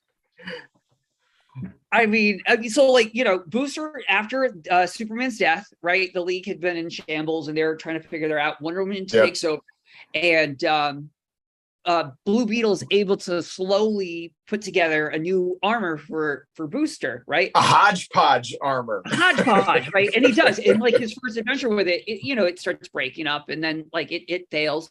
But the idea was gonna evolve, right? Absolutely. That was the idea. Yeah. Then go ahead. Well, the way Brian described it to me in the first place, he's like, we want this thing to look like Iron Man's original armor. It's big, it's clunky, it's cumbersome, and everything else. And so that's what we did. Yeah, it's mission accomplished, right? Yeah, right. Wow, that looks like a piece of crap he's running around in. And so then, true, yeah, like Ruben said, it was supposed to evolve, and so, as each originally, I think the idea was as every story, the next story arc would start, you'd see a little bit of improvement, that kind of thing. And but yeah, I've had to explain a number of times over the years at conventions and stuff, and I'm kind of like, it was supposed to look like that. I didn't just suck. Did you know what you wanted it to look like in the end, though? In your mind? Did I know? Phase one? No. Yeah, okay. No, I was just starting at the base level, and then we'll take it from there, because I looked at it more in terms of also, basically what Brian and Dan Vito would decide was kind of the next level. It would continue on that way. Sure. Or if there was a crossover story and somebody else got to Booster first, then they might actually end up doing the tweak on the design. I mean, because the whole thing with the multiple titles is that they also functioned together by virtue of the crossovers. Correct. So you also kind of knew, never knew who was going to have their hands on something at what point. But in any case, yeah, we knew Booster was gonna keep evolving, and ultimately I ended up leaving before I could have a hand in doing anything about it. But we're going to get there too. But before you left, you also redesigned Ice, and then like months later, she died. Sal, you killed her. I was devastated. Right? Did you know? So you designed Ice. How did that come about? Did you know, like, the plan was to like beef her up and then they were going to kill her, or you didn't like, how did it go? How did you design her costume? Well, basically in the context of that story, obviously she's in this ice kingdom with her brother and everything else. Yep. And she just decides to put on fresh clothes for the most part. And so she puts on the new costume. As far as her demise, we were talking earlier about the big story conference and whatnot. And that was a big point of the conference. We were talking about doing this major crossover story arc. And we wanted to have like an impact event. And so it was decided, okay, who can we knock off? And Ice was a character that the fans really had an emotional connection to. But I mean, yes. Ultimately, big picture wise, she was also probably the most disposable. I mean, you couldn't get rid of Guy Gardner. You couldn't get rid of Wonder Woman. I mean, you can just go down the line of why you couldn't touch some of these other characters. So, and then was also looked upon as the idea that, she was also tight with fire and whatnot. So that would create a whole kind of story arc in its own direction that way as well. So it was basically decided at that conference that this was going to happen. And so whatever I designed, it wouldn't have mattered. She was doomed. It was 94. I was 12. I was devastated. I'm still not over it, guys. I'm not over it. But she'd come back, right? It's comics, right? She came back, but I was just like, Sal, you got the script and you were the one to do it. Did you have any trepidation about doing it? You're like, nope, this is going to be an awesome story. No, it just had to be dramatic.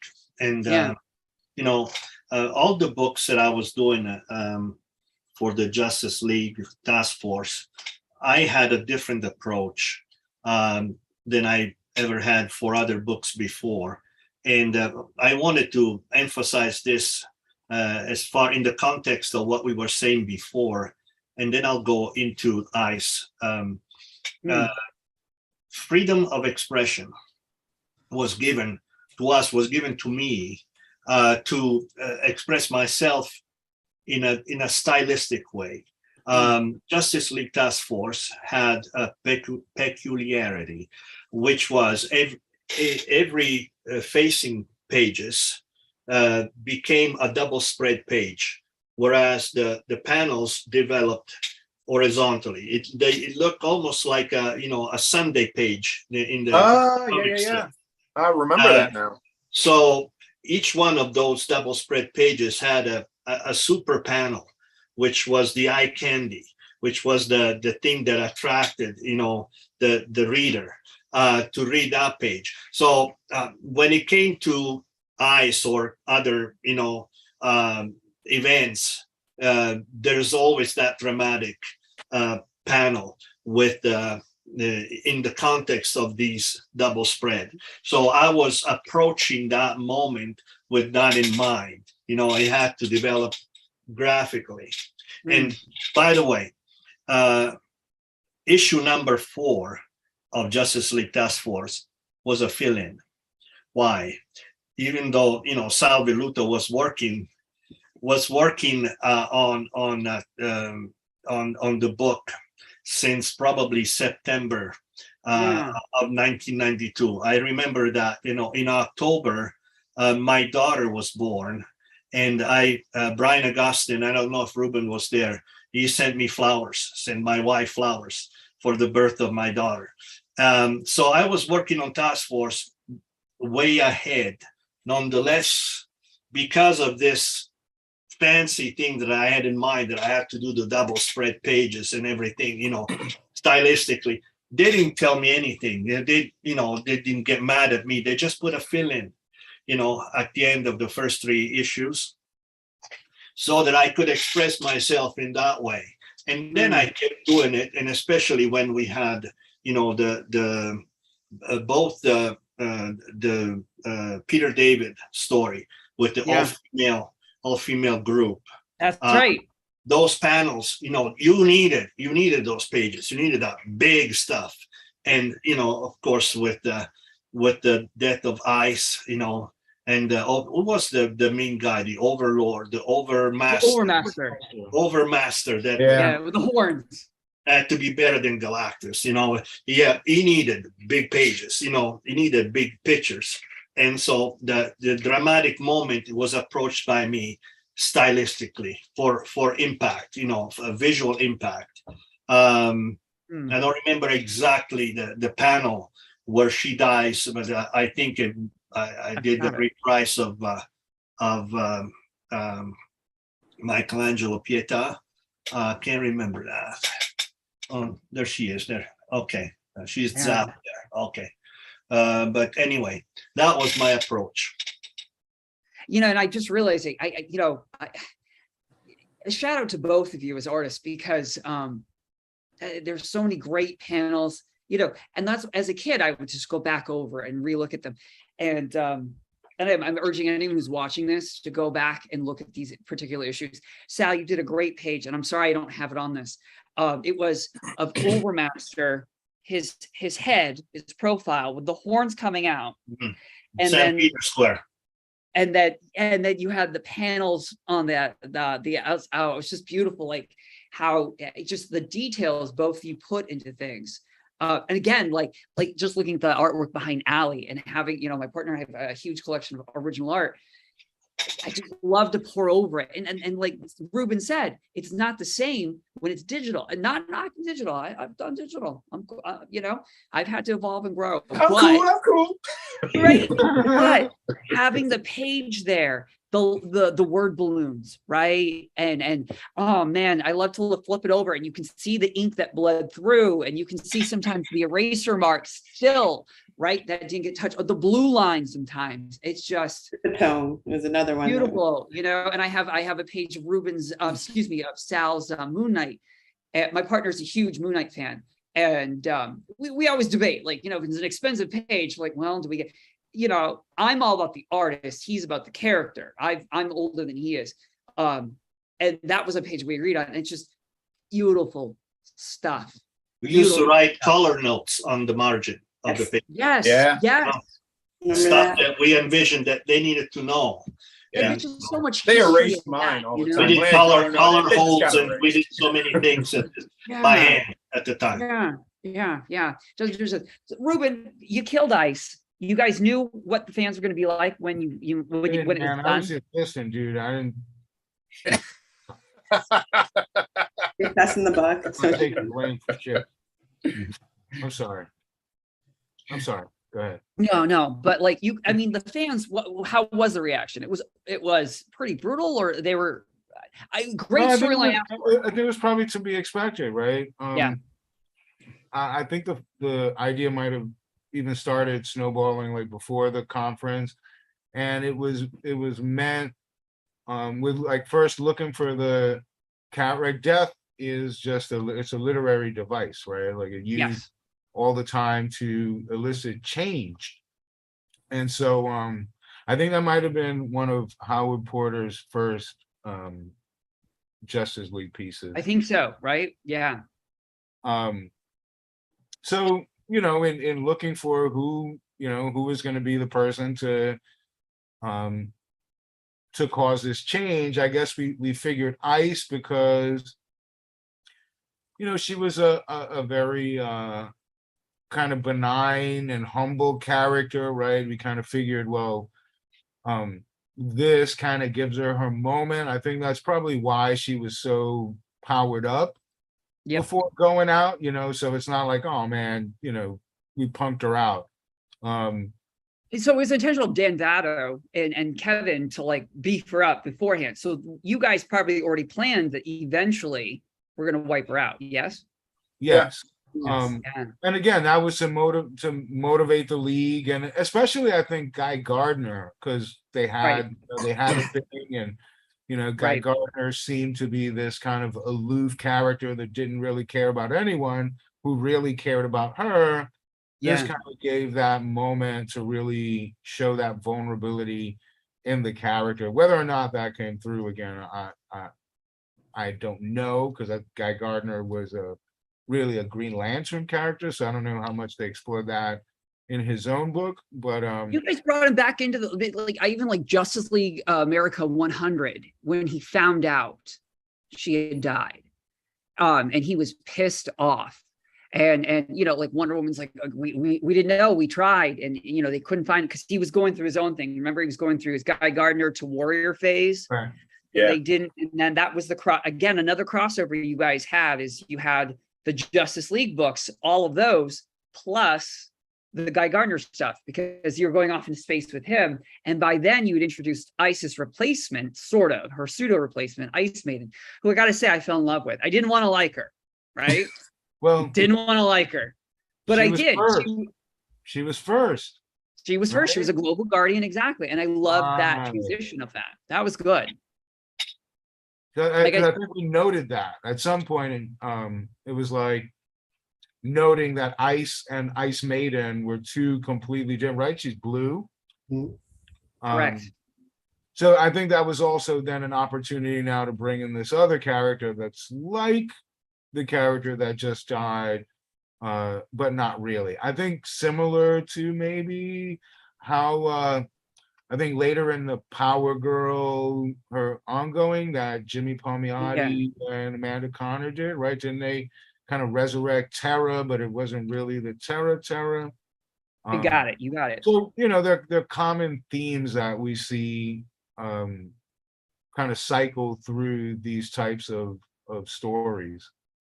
Well, and so like kind of like Allie, going back to what Allie said at the very beginning of our discussion, like X-Men had really strong female leads in the 90s, starting in the 80s, sure, but definitely in the 90s, the Justice League had some really strong female characters. Because think about it, the Wonder Woman was the only Justice League member for a long time. Then Black Canary, then Hawkgirl, right? But really, you didn't have any strong female characters, and I thought that was awesome. I mean, you guys did a lot of work with Gypsy and Task Force Cell. I mean, you finally gave her like, you got rid of her rags and gave her actual like outfit, like fashion, right? And then she had like her astral form fashion, and Power Girl got her look up, but beefed up. Dr. Light did. Crimson Fox kind of went through a couple looks. Fire was always changing, but it wasn't always just about fashion. It was about the characters themselves, right? How do you guys feel about the female characters that you had to work with? Intimidated. Really? Yeah. Because you have to convey the idea of femininity and the idea of power at the same time without falling into the trap of trying to do the sexy women, you know, because you know, it's not proper for a superhero woman. The superhero woman has a different aura, you know. It's not the sexy girl, but it's the powerful woman. So I had to be very careful not to make him too muscular, because I have that tendency. But I wanted to give him the right stature, the right psychological stature. In fact, you know, that those issues that we did with Peter David, with the all-female Justice League task force, including the Martian Manhunter, I know that was you know, an interesting experiment, you know, because at the same time, you know, a Martian Manhunter had to be feminine and masculine. So aesthetically, you know, anatomically, even, you know, you have to try to find the right balance. What about you, Kevin? You know what? Quite frankly, I was really kind of indifferent to it, in the sense that that was just the characters that were on the team. Yeah. You know, where Sal had said, there's considerations you have to have towards them, as far as, you know, the attitude versus overly sexiness versus hardness versus softness. And I just kind of would judge it more on who the character was. A character like Ice, for example, her contours would just be a little smoother or a little less subtle than Wonder Woman, who would have a little more, you know, meat to her, a little more muscle. So I would just approach each character that way. And, you know, beyond that, they were just all who's on the team right now kind of thing. And that was just the characters I had to work with. So again, the 90s get a bad rap though, right? You got your overbeat men, you got your over-sexualized women. Did you guys feel like you had to pander to the 90s aesthetic? Well, Me, no, because at that point, though, that was kind of the beginning of it. We didn't really start getting the insane, basketball-sized breasts people were starting to slap on people. That was just totally unrealistic, and waists that would be concaves, much shallower than a head. We were kind of more at a little bit prior to that kind of thing, and that really started to pick up then, kind of a year after year after year. So at that point, I mean, I just wanted to make sure I had everybody's anatomy in its proper perspective and everything. I wasn't thinking in terms of, oh, these need to be bigger or anything else. Because that really became just asinine as it was. So Allie, you're gonna jump in, yeah? Because really your name stuck out because there weren't many female. And it's awful though, because in the 90s we had a couple of colorists. We had Louise Simonson. I can think of like Trina Robinson, who did she did a lot of underground stuff. She did some Wonder Woman stuff for DC, but there weren't a lot. So like as a little kid, 12 years old, 13 years old, a woman, that's cool, right? Like, and I loved Wonder Woman. I loved Power Girl. I loved Dr. Light. I thought they were cool characters, Crimson Fox, et cetera, et cetera, et cetera. But I like them, just as Sal and Kevin said, I like they were treated as equal, right? I mean, Dr. Light was the first East Asian character to lead a Justice League. Forget that she was a single mom. Forget that she's also a scientist, right? I think it's amazing. But as a female in comics, what was that like? And what was your perspective on comics in general? Did you think females were treated poorly, or you were, I don't know? I think to Kevin's point, I was very fortunate that I did come in before the whole over-sexualization of the female body, the whole crazy Wildstorm era, when we saw the teeny tiny the Barbie, kind of configuration going on. Yeah, I was fortunate that I came in before that, especially growing up on the strong female leads that didn't have to have all of that going on in order to resonate with girls and to give everyone what comics is about, a sense of empowerment, the giving power to the powerless. So, and letting people have that escape. And it was great to have a part of that, to have some sort of influence on that. I think it also spilled over on a number of our other titles, Jesse Quick in The Flash, yes. Excess and Iris in Impulse. Every character that we had really had meaning to it. They brought something to the main character stage. They brought something to the storyline, and they contributed it in such a way that reflected not only the artistic abilities of our talent on it, but the character development. And that was great to see progress throughout each issue for those team members. And Fire and Ice were my favorites. Mine too. So I really did resonate with them, but I just feel that it was nice. It was a refreshing change to see characters of color and diversity coming out, which you really didn't see that much of back then. And it was nice to see it properly represented, through talent and just being respectful of the characters and their history. That was really important to me. That segues into my next question, though, for both you and Ruben. Like, was that conscious of you, that you wanted both characters and you wanted creators of various cultures and backgrounds? I think we accidentally fell into that, Ruben. I know there was a running joke, through editorial for some point, because we had the predominant, we had the melting pot in our editorial office. We had a little bit of everything going on, and everybody kind of chuckled like we were gravitating towards it. And we really didn't. It was about like minds, coming together, and we all just kind of had this very similar background at some point. And it wasn't just the love of comics. It was who we were as individuals that helped us connect in a personal way, not just professionally. And it carried over into our work. I mean, Humberto Ramos and Oscar Jimenez are two perfect examples of guys who kind of just stepped in brand new to the industry. And with Brian's guidance, coming on board, they came into their own as artists themselves, and they became, great, artists in their own right during that era. And it was great to see, you know, people represented from all walks of life. You know, Umberto was Mexican, Oscar was Spaniard. So we had people all over, you know, and it wasn't just our like minds that brought it together, but that sense of, I think, just cheering for the underdog all the time. You know, we always have to come out and say, hey, we're here, and we need to be heard too. I love that, because I unfortunately nowadays it seems it's deliberate. Not that that's a bad thing, right? But I do feel like we're all checking our boxes, right? And you guys, it just happened. And again, I've been saying, oh, it's fate, right? It was such a great creative time. As a fan, it was such a great creative time, and you guys really, really did it. Ruben, I want to knock you on one thing, though.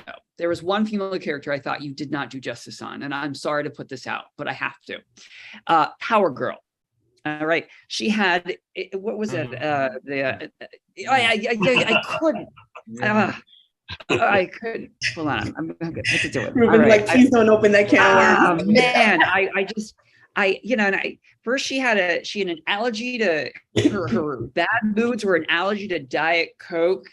And then hold on, let me get to my notes. Immaculate conception with a descendant of Orion. How the hell did this come about? I loved Scarabus. He's a badass villain, but what the F? Yeah. Yeah, and shout out to Chuck Wojtkiewicz. Yes. How you say that? Who just did some stellar work. One of my favorite artists. Yes. I'm sorry he couldn't join us. And same. Yeah, I'll just say also with apologies to him, but in deference to you, I hated the Yaz. You have no idea how much I hated the Yaz.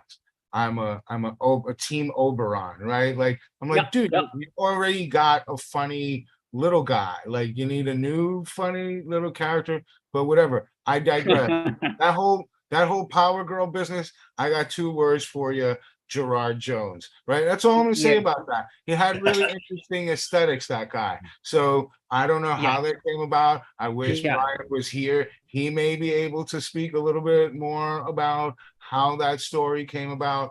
But yeah, in the rundown, Justice League Europe was the one that I probably connected with the least in terms of the storyline, right?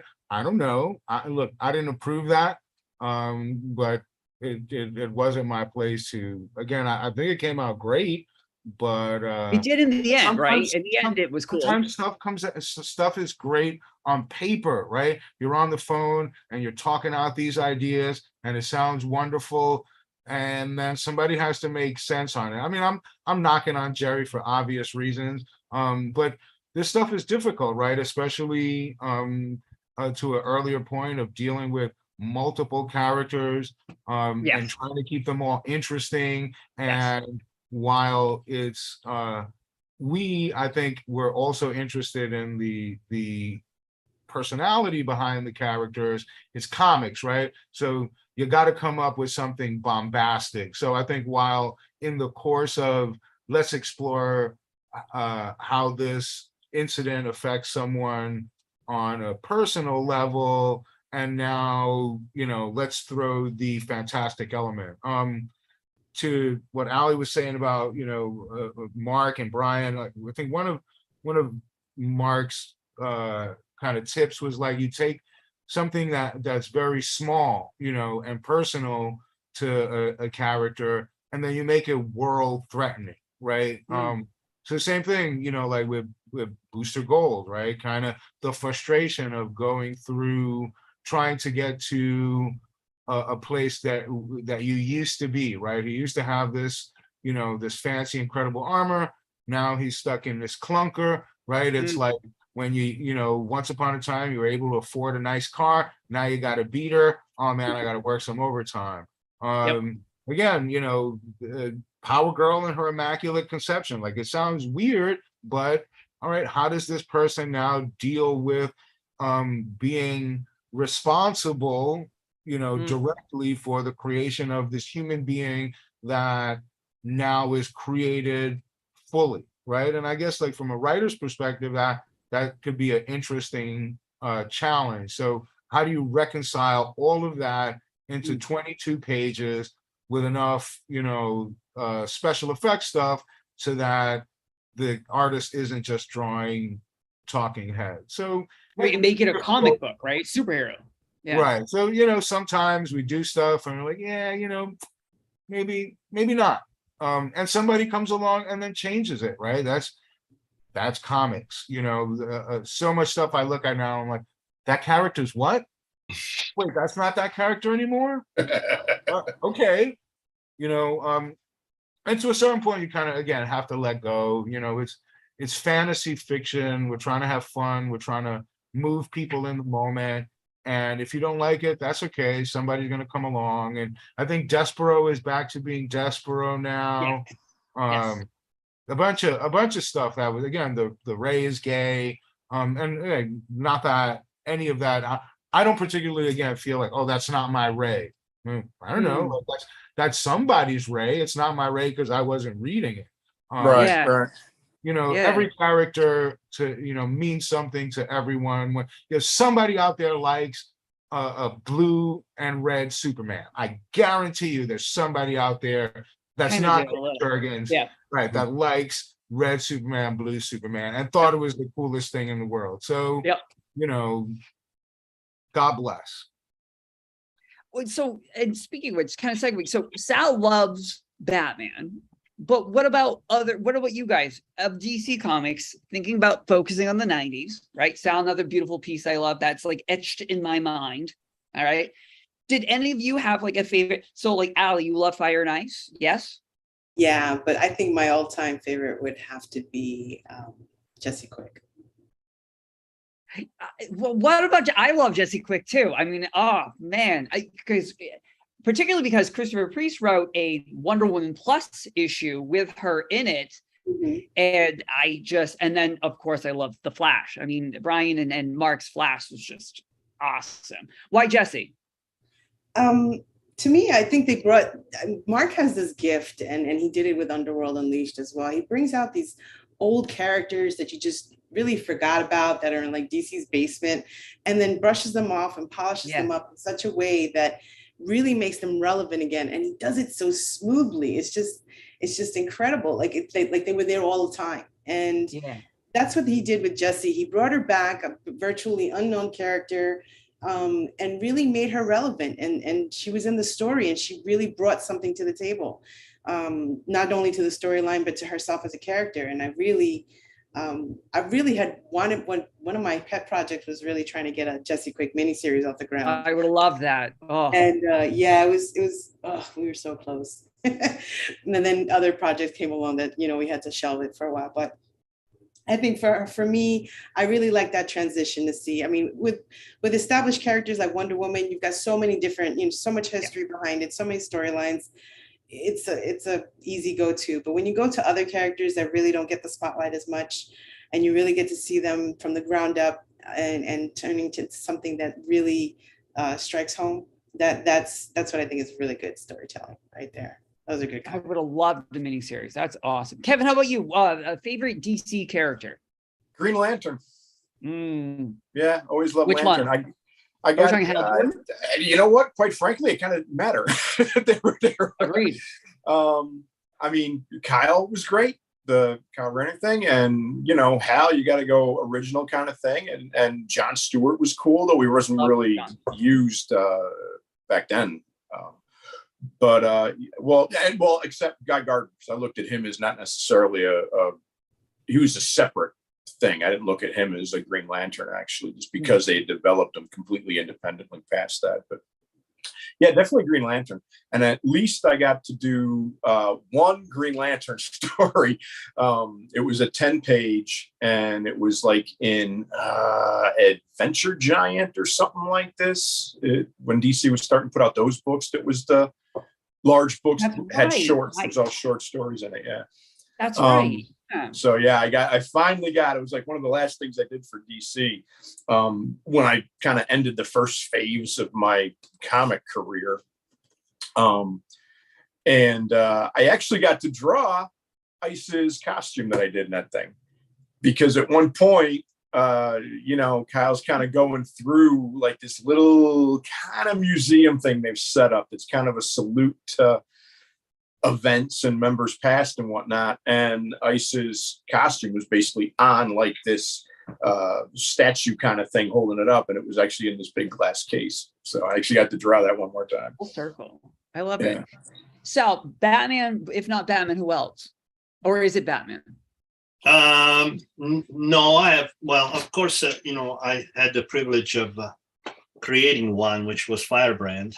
So, as my offspring, that takes a place, favorite place. Let's see. Firebrand's still, so DC released one of those encyclopedias. They've done a couple and it keeps getting updated, right? Your Firebrand is still in there in that encyclopedia. Yeah. Oh yeah. Yeah, well, Oh yeah. How about that one? I got that. Nice. That was my design as well. Oh, sweet. Unreal. So attached to that, and maybe also Nightwing and Green Arrow. They're also attached to Batman. Yeah. So yeah, I didn't have any favorite. This is after the fact, just looking back. But at the time that I was drawing, first of all, I felt fortunate because I could play with all these different heroes from the DC universe. So I was attached to them. Because they came out of my hands, and so there's that creation attachment. Ruben, when you had Ruben, I'm going to get to you, so start thinking about your favorite DC character or characters. All right, but Sal, you had Justice League Task Force. It was going to be the rotating cast of various Justice League members, and then it transitioned over to it was going to be Martian Manhunter with the younger characters. Right. Were you disappointed or were you cool with that? I mean, is it easier? And then Kevin, you too, like teen books can't be easy. How long did it take? Right. Yeah. Or a whole, I mean, so I guess my first question is, Sal, did you prefer one over the other, the rotating cast versus the school? And then my next question is for you and Kevin is how much work was it? How long would it take you to complete an issue regarding a teen book? Too long. Yeah. And I'm guilty as charged as far as being responsible for fill-ins in between my series, not just with Justice League, but also other books.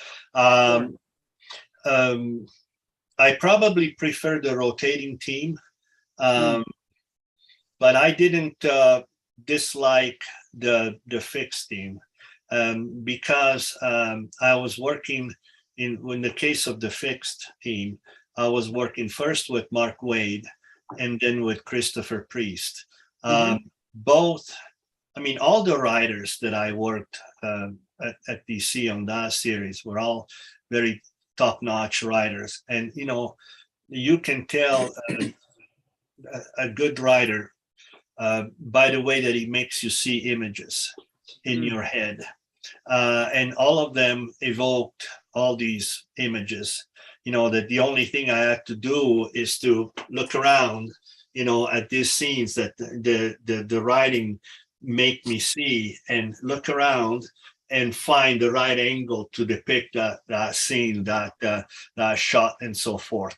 In addition, with Christopher Priest, there was something very peculiar that I found later on, even with Black Panther, the fact that Christopher Priest writes for the artist first.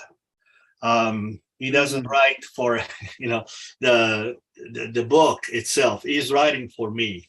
There's comments, there's notes, the footnotes, attached to it, so that you can enjoy even jokes in the script. They're made for you, that really make you enjoy what you're doing. So it was a fixed team, but it was Christopher Priest. It was a fixed team, but it was Mark Wade. It was a rotating team, was nice on that end, and you had good riders. So it all comes out pretty much, good for me. Kevin, how about you? Team books, how difficult was it?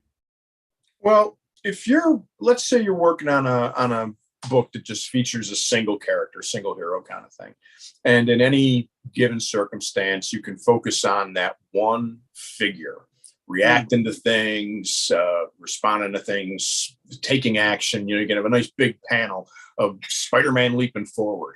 If you got a team book, it's got to be 5 dudes leaping forward. Yeah. And even just within the context of backgrounds, you can have somebody talking, but there always needs to be another head of somebody on the team in the background. So it feels like they're still all there, and there's the cohesion to the story, and that they're functioning as a unit in that regard. So there's just more ground you have to cover. And it doesn't stop and it never ends. I would think just so, thinking of that process of like head here, leg here, that alone, just the thought of the layout would be as much work before you even pencil. And wow. Yeah, definitely. And it's just, Justice League was a little bit different story because characters could actually kind of branch off on their own a little bit. Yep. But when on Guardians, they would just wander around in a pack like the Brady Bunch. And no matter what was going on, the whole group of them went here, they went there, they went here. And so there's constantly freaking 6 people at any given spot at any given time. So it's a lot more. The writer has to, again, being a fan, right? The writer has to figure out, I want my artist to have these people in this panel, and then give them a break for that. As I'm talking about this and hearing you guys, it's like, it's starting to really, that's daunting. It's exciting. You know what though, as far as that element of it goes, when you're talking about the writer's standpoint about it, I mean, obviously there was a difference between how DC approached it and how Marvel did. Mm-hmm. Whereas DC was full script, and so the writer a lot of times was actually calling for something one way or the other. Okay. Whereas with the Marvel plot kind of method, it would be somebody's talking, somebody says this is happening, and then you have to kind of work out the mechanics of putting a lot of these elements together. And you know what? It all depends on the writer. Sometimes either approach works out great. I did one story once. It was I'm totally drawing a blank. Yep. But what this guy basically did, Legion, it was a Legion story. And it was another one of the things that was in one of those jumbo size books. It was a 10-page story. And the guy's writing this, and it's like this alien crash lands, and then the team has to go respond. And then in every panel he's got, and you see members of the science patrol on the sidelines waiting to see what happens. And there's people back here and people back. I'm like, this page would look like a freaking roadmap if I drew every panel with every tiny. Right. I'm like, sorry, I'm doing a Vince Coletta. I'm editing stuff out. I'm like, nope, close up. Because it was ridiculous, and it was kind of like that comes as a result of the editor or the writer being inexperienced at what he's doing. It's easy enough just to write crowd scene in a train station, but it's difficult to draw, and it's also difficult then to move action through that where it's not just this giant sea of lines. Ali and Ruben, are you guys, as an editor, are you sort of kind of the go-between the writer and artist? Are you the glue? What is the editor? I lost that. Ruben. Ali, what's the role of an editor, I guess? Help me out here. We're a whole lot of things. Loaded question, right? The biggest one is therapist is a great one. Oh. But we do, it's not just a matter of being the glue. It's the cohesiveness of the whole team. I mentioned that before. It's not only discussions that need to be had between writer and editor before even the artist gets involved. Before there were major story conferences, people had to do just sit downs one-on-ones. But I think we were fortunate in our teams that we didn't have a lot of creative differences. Everybody was gelled very well with each other. We were all very respectful of what we were looking for. And if there was some sort of disconnect at one point, it was really easy to find, like I said, very fortunate. It was very easy for us to find some sort of common ground to make the story fit the art, or the art fit the story. We just knew how to pair up people properly. We were just really fortunate with that. And like I said, Sal can tell you, everybody was given a lot of artistic license. So when we were called, we had to call out certain things that needed to be changed. They were not big major discussions. There were no heated arguments. It was just something that was just simply worked out. And I think that was something that we were very fortunate as a team in our office to have. I know that wasn't the case everywhere. History can dictate that for many stories on that, but we didn't have that issue. And I think it just, again, speaks to Brian's abilities and us working as a team very well. Yeah, I also feel like, when you hire someone, you expect them to do their absolute best, and they're going to do what they can, right? And you have to trust them to a certain point. Right. The writer has to trust the penciler. And guys, let's talk about inkers. I mean, Sal, it sounds like you prefer to ink your own work, yes? Not necessarily. At the time, I had pretty good inkers. I started with Jeff Albrecht, and then I had some other fill-ins, can't even remember. But Jeff was a pretty good, partner for what we did. Later on, I inked myself on the Firebrand, but there was no time to ink myself on this book. Do you worry? I mean, Kevin, you too. Do you guys worry though? Like, oh my God, the inker's going to ruin this, or you're like, you have to, like, the writer would trust the pencil. I don't have the greatest experiences with having been partnered with inkers that I've meshed well with. I'm sure a lot of these guys look great on other pencilers, but sometimes there was just a disconnect.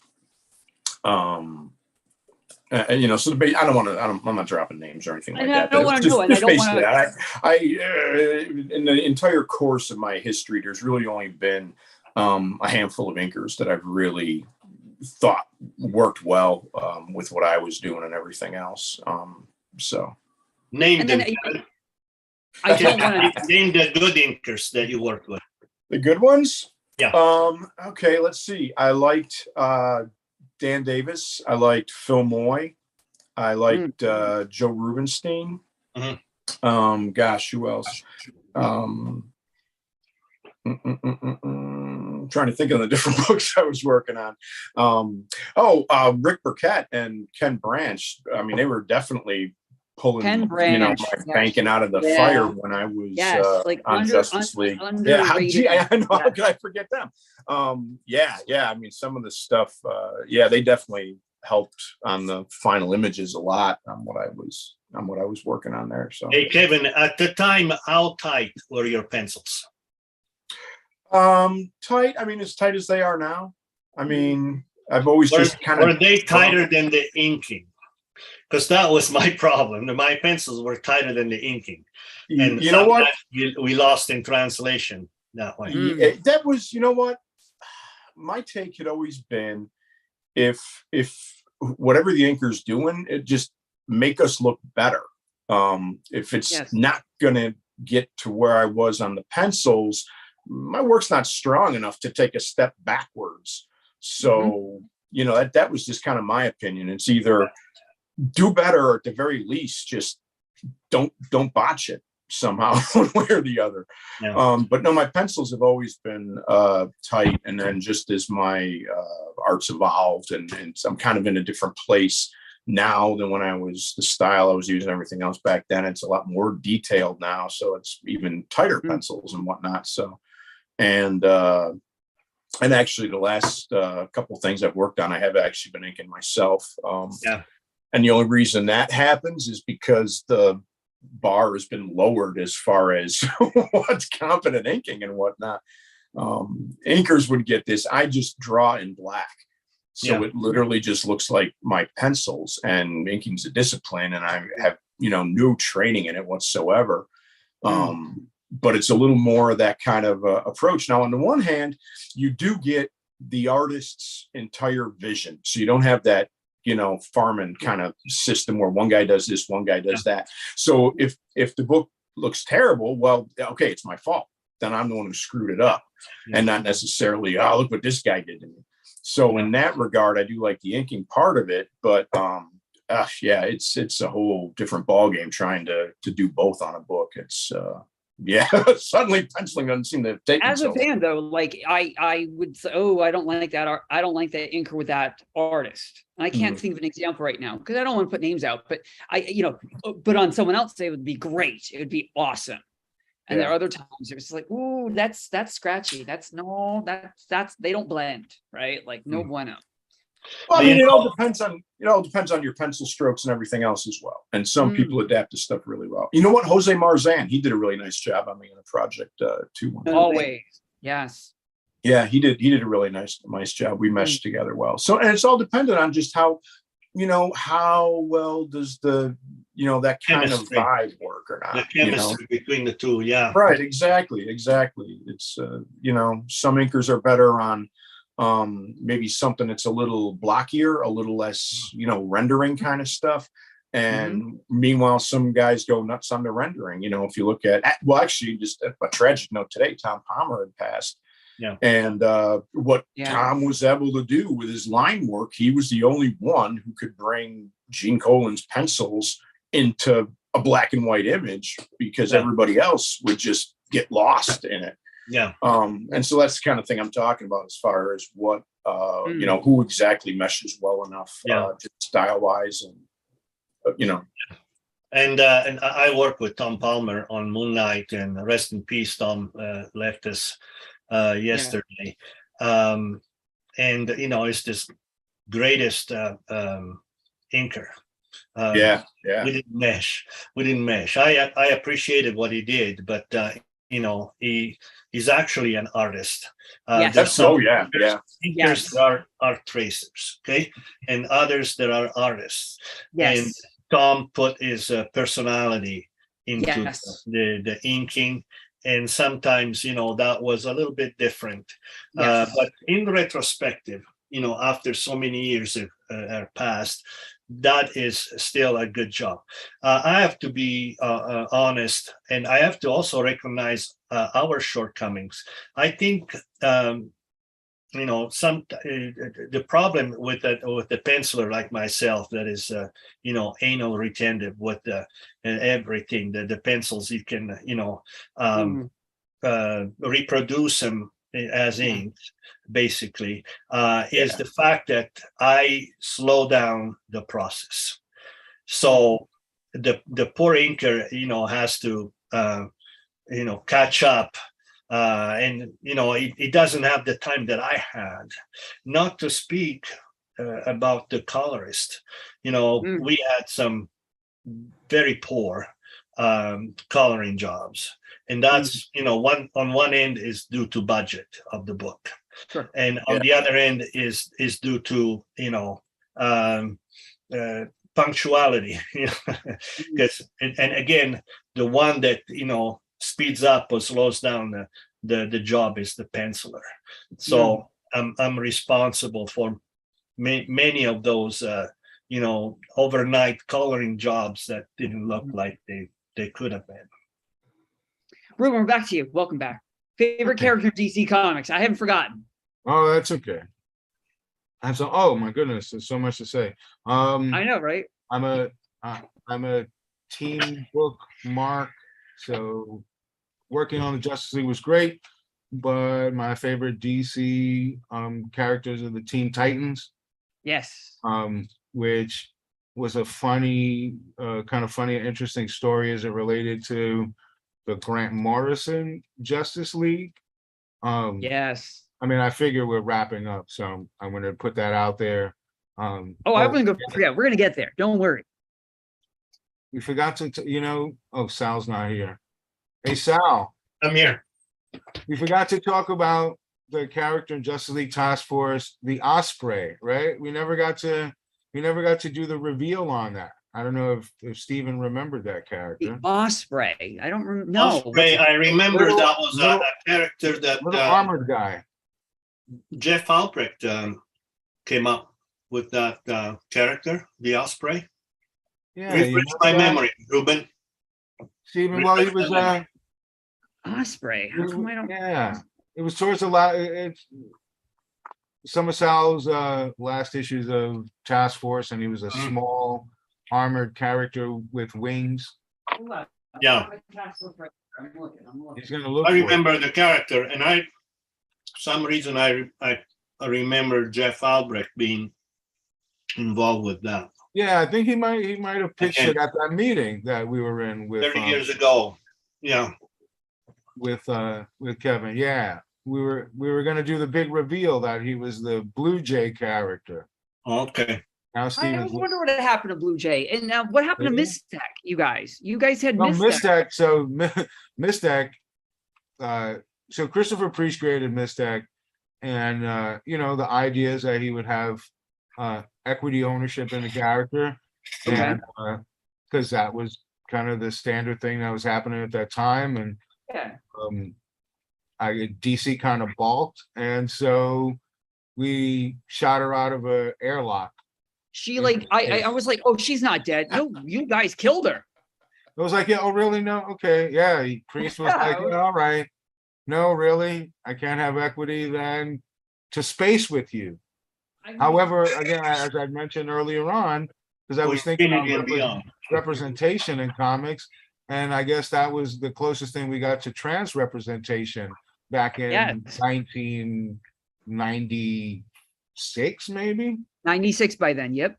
Yeah, so that was kind of, and I think speaking on, because there's so many points that I would have loved to piggyback on, right? Like, so coming out of, I said I'm a Gen Xer, right? And so our whole gimmick was like, we're eschewing labels, right? We were just gonna be. And so I think a lot of the inclusion that wound up happening in our books we're just being, you know, we were recognizing that we live in a, you know, multicultural world of folks with different, you know, all sorts of proclivities, right? And while I'm super not a big fan of sex in my comics, but love is a driving point of so many important stories, right? So it's not about the sexualization of, you know, that representation, which I think kind of may make folks feel a little, you know, weird about that, but it's really about like two people that are expressing this love for each other, right? Like, you couldn't tell me that Blue Beetle and Booster Gold are not gay. Like, they just like haven't yet. Like, those dudes are totally, For real. like, you know, in a bromance. You know, they played around with fire and ice. You know, it's just people expressing, and look, even what you have on screen, right? If people can express being anthropomorphic, demonic, you know, you know, beings, then what's so, you know, different than from just representing yourself according to, you know, something more akin to you know, your quote unquote, you know, your character, you know, who makes you you, you know, what is your dressing. So anyhow, to my favorite characters, I'm a Teen Titan Mark, and you know, I wish I would have gotten to work on the Titans. So when it was time to reboot the Justice League, and again, frankly, I wasn't a fan of the marquee characters, only because I knew they'd be so difficult to edit because they belong to other editors. However, I felt like after everything that we've done on the books, it was time to return back to what was original, right? We've done all of the secondary and tertiary characters as primary characters. Now, let us revisit these primary characters as one book. So the funny part about that was, I'm thinking, man, I wonder if I could, so I'm assigned the Justice League title. And I'm thinking, I wonder if I could trade this off for Teen Titans.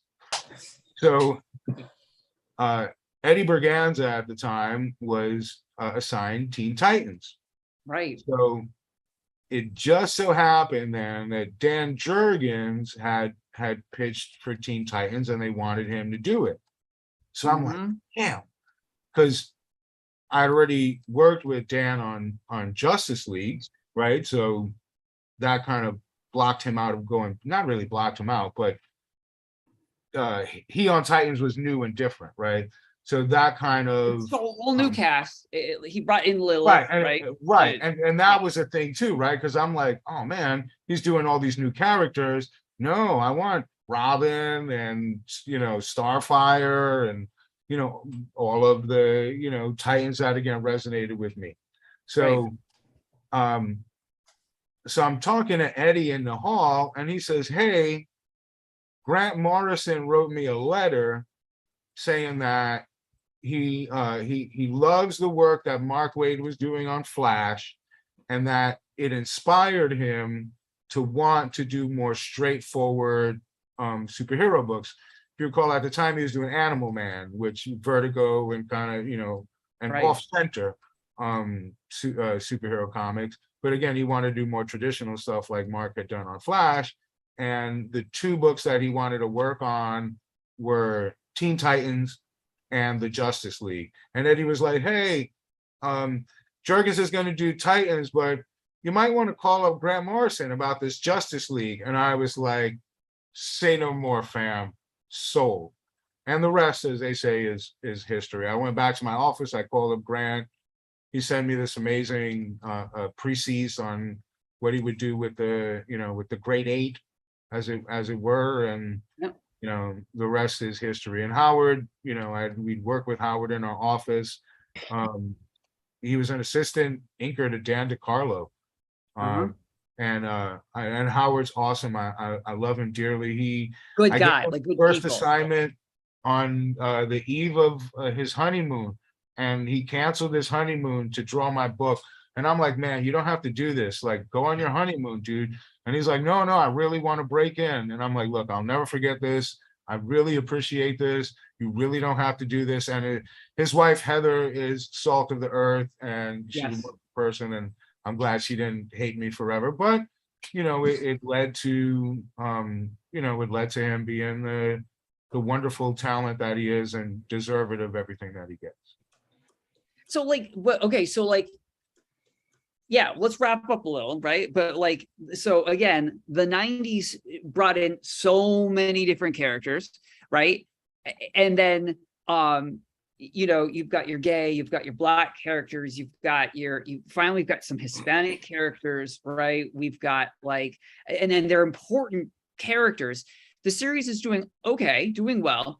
And then you have Ruben, you have this idea we're gonna bring back the 7 major characters. Grant Morrison, he's gonna rock this. I've already got a budding superstar here, Howard Porter. How did you know you wanted to wrap this up? You wanted to start a new era. Was that in your head, like a new era of Justice League? I mean, I didn't, but I mean, we were wrapping up the series under Brian's auspices. I think at that point, he was kind of planning to move on as well. So it really was like a new era, pretty much across the board. So it was a complete, again. It wasn't like you're like, hey, it's mine now. I'm going to do this. Yeah, no, not really, because again, I knew that the book that I wanted to do was not the book that I wanted to edit, right? Okay. I'd always said I was a book that needed to be edited by one of the group editors, right? Like someone who oversaw all of the other books, right? When it's Fire and Ice and Guy Gardner, we can do whatever we want, Sure. But now we're talking about Superman, Batman, Wonder Woman. Martian Manhunter was the only character that we really had any kind of autonomy over, but that's what editorially I felt the book needed. And the fans wanted to see, even if it wasn't necessarily personally what I had wanted to do. And then once it was successful, it was great because I'm like, great, now I could just, kind of pass this off and go on to greener pastures. And, that's what led. I went over to Wildstorm for like a cup of tea.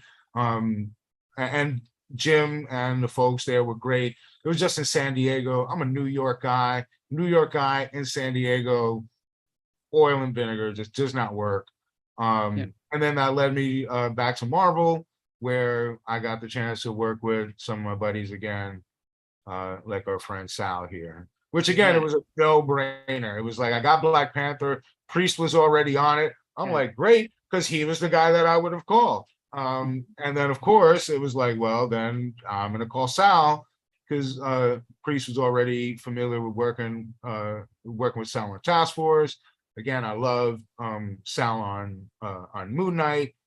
Black Panther is like another Batman like Moon Knight. I am remiss that I left before I got to the issue with Moon Knight and Black Panther. I missed so much cool stuff. I was so mad. But again, I'm glad that it happened and it led to such great things again for, Sal and Priest. And it was wonderful to see their names up there on the big screen.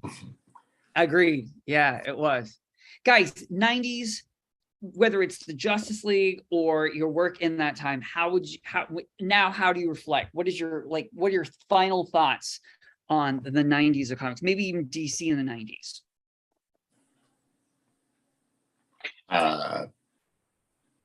Okay. Okay, I'll go. I was drawn eyes too big and feet too small. Yeah. The work now is phenomenal, dude. Oh my God. It is amazing. It's amazing. Yes. I love to see how the underdrawing is still very similar, right? Like rendering completely different rendering approach, but the fundamentals of how you structure your storytelling and stuff like that. Yes. Like it's cool to kind of see that like the old Kevin stuff layered on top of the new Kevin stuff. So I think that's been very cool to look at with your evolution. Yeah, oh, thanks. I mean, obviously, storytelling is really the fundamental part of it. If you don't have that right, then it doesn't matter, what anything else looks like. It's not legible, it's not readable, and it doesn't get the point across. But yeah, no, basically, it was just a growing thing, and I just look back at everything back then, going, man, I sure as hell like to redraw that. But it is what it is, and it was, like I say, it's sometimes deadlines are dictating just how much time you have to work on something, and when you overextend yourself, like I may have done,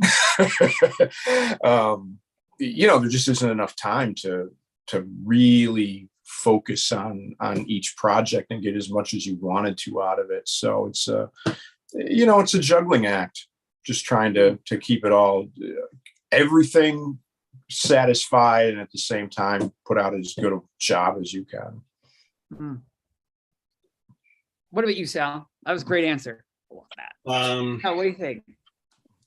That was perhaps the moment where I was growing the most.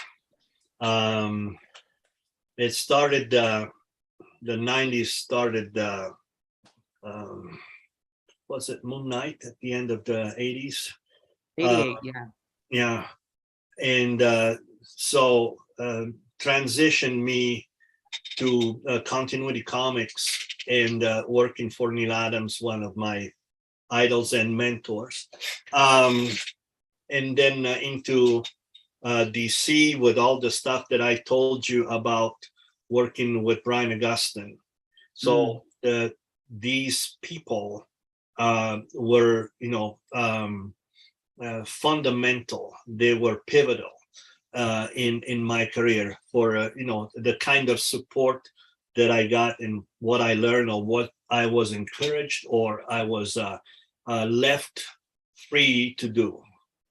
And it was a busy time. It was a busy time. And looking back, what I can remember is I can't even remember the stories very well. But I can remember the relationship I had with some of these people, even including the writers. You know, we created a good rapport with Michael Jen Friedman at the time, which we still have. We went on to make proposals. You wouldn't believe how many pitches for stuff that were never done were created at that time because of the friendship and connections that I made with these different people working on different things. So it was a very fertile time for me. Allie? 90s. I have to agree with Val on that one. I think a lot of the relationships that were built during that time really carried over all these years. I mean, Ruben is easily able to connect with me just even today regarding the podcast, you know, and it's been 20 plus years that we've been in an office together. So, and that just speaks to the people that were involved in the whole process. You know, all of us still are interconnected in one way or another, or in Sal's case, you know, only like 2 degrees of separation, you know, to the person that you've either idolized or have not been able to connect with for whatever reason. It's easy to reach out because you still have so many others that are still there and a part of our lives in some way. And it just speaks to the whole industry. Like back then, I think it's a lost, I don't know, I can't say that it's still there. I feel like the soul of the industry is gone. What made it a part of us and why the stories meant so much to us has kind of lost its I don't know, it's just lost it. It lost that heart of it. Now it's just very commercialized and again, It's a corporation. Right, it's just churning it out, yeah. And then you have a few, you know, big moments and a lot of, you know, crossovers and then announcements. But it's all about the movies now and what you can tie into that IP. You know, it's just, again, it's just lost that finesse for me. And while I'm very grateful that I was there during the time I was, but as Ruben said earlier, what do you do, you know, once you've done what you've always wanted to do? Like by the time I was 30, I was done, you know, like I've done everything I wanted to do.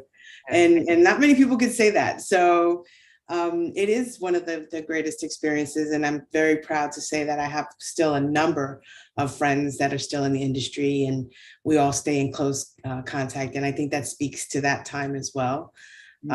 And I'm glad to have been a part of it. I'm very grateful to the people that I've met and I wouldn't change it for the world. I love that.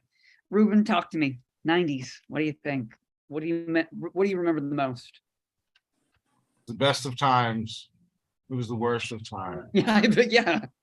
I don't remember much because I indulged in a lot of controversial recreational substances.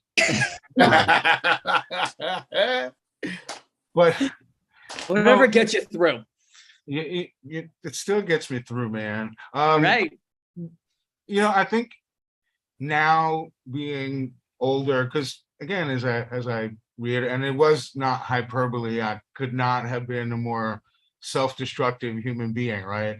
And I think it's in the course of like understanding life, right? And I feel so blessed to have been brought into this, of all things that I could have done, right? For a decade, I participated with a number of incredibly creative, expressive people, right? It's like in 10 years being in like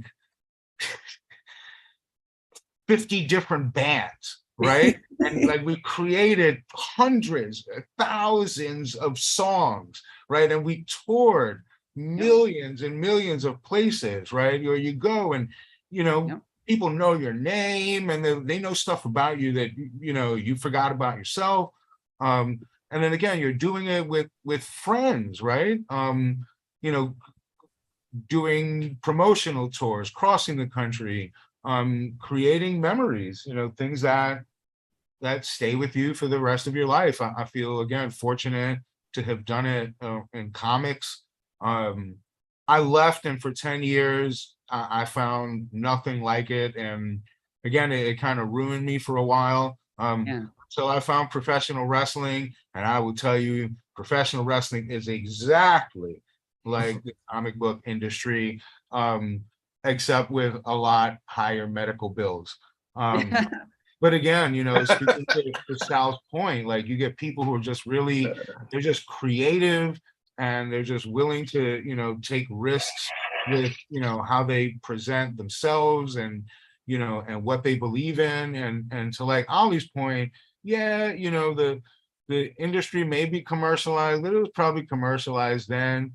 The good thing now is, the Kickstarters of the world are allowing people to go out there and make way more money than, DC or Marvel would have possibly paid them. They have creative autonomy. The tools have become so ubiquitous, that, yeah, we had bad coloring jobs because they were being sent to Ireland, where, little old Irish ladies and, a factory would cut, a multicolored film and have to line them up to approximate, 200 and something colors, where now you just have millions of colors, effects, at your fingertips. You can make Hollywood quality movies on your phone. It's just incredible, and it allows any artist, the ability to come on and tell their stories. And again, that's what life is about. It's about stories. It's about, stories that connect people with people, and showing us that we all have, a common interest that drives us, even if, in the 90s it was, covered in lenticular foil. And oh my God. Yeah, I remember those. Oh my God. Embossing, baby. That was it. That was the aesthetic, though, right? We were blinging. We were blinging out, right? If your book didn't have bling, then who were you, right? And now, it's kind of more stripped down, and it's about different things, and the different expressions of artistry come through, and it may not be that time, but for what it is, I take it and I appreciate it. And some of it I don't connect with, and some of it I do, man. I went to a 21 Pilots concert, and I was like, oh man, these dudes are awesome, right? And they are. Right? I'm like, I want to listen to Rolling Stones, right? But no, oh shoot, the 80s are back. So yeah, everything is cyclical, and I just appreciate that it still resonates with you, all this time, and that, you gave me an opportunity to feel validated in those, in those 10 years where, I felt like, yeah, nobody remembers me. And I think that's kind of a good thing for some of the things that I did. But I'm glad you do also remember some of the good things I did. I really appreciate that. And again, thank you for validating me. Well, guys, it's always kind of like, meeting Brian really taught me, like, oh, wow, like, he's cool. Like, and he, smart man, and just gets it, right? You always worry when you meet someone, they're not going to be what you think. Like Ruben, oh my God, this could have gone either way, right? Like the box, you were Rube, in my head. You're as cool, if not cooler, than what I remember, and all of you, your answers just, I'm going to be watching this over and over again. As an educator, as an artist myself, y'all dropped some words of wisdom there about life, and it was great stuff. I can't thank you all enough for doing this, for living my like childhood dream. I mean, that alone. But you've also given me so much more material to like contemplate and consider. And I know my friends and I are going to be talking about this for weeks and weeks and weeks. And I can't thank you guys enough. Oh, so thank you so much. And there was so much more, but I was like, I got to stop, 10:30. But thank you guys. I love you very much. And I appreciate everything you guys did. Thank you. Thank you all. Peace. Bye. Good night, guys. Good night, my friends. Bye-bye. Thank you. Bye, everybody. Bye-bye.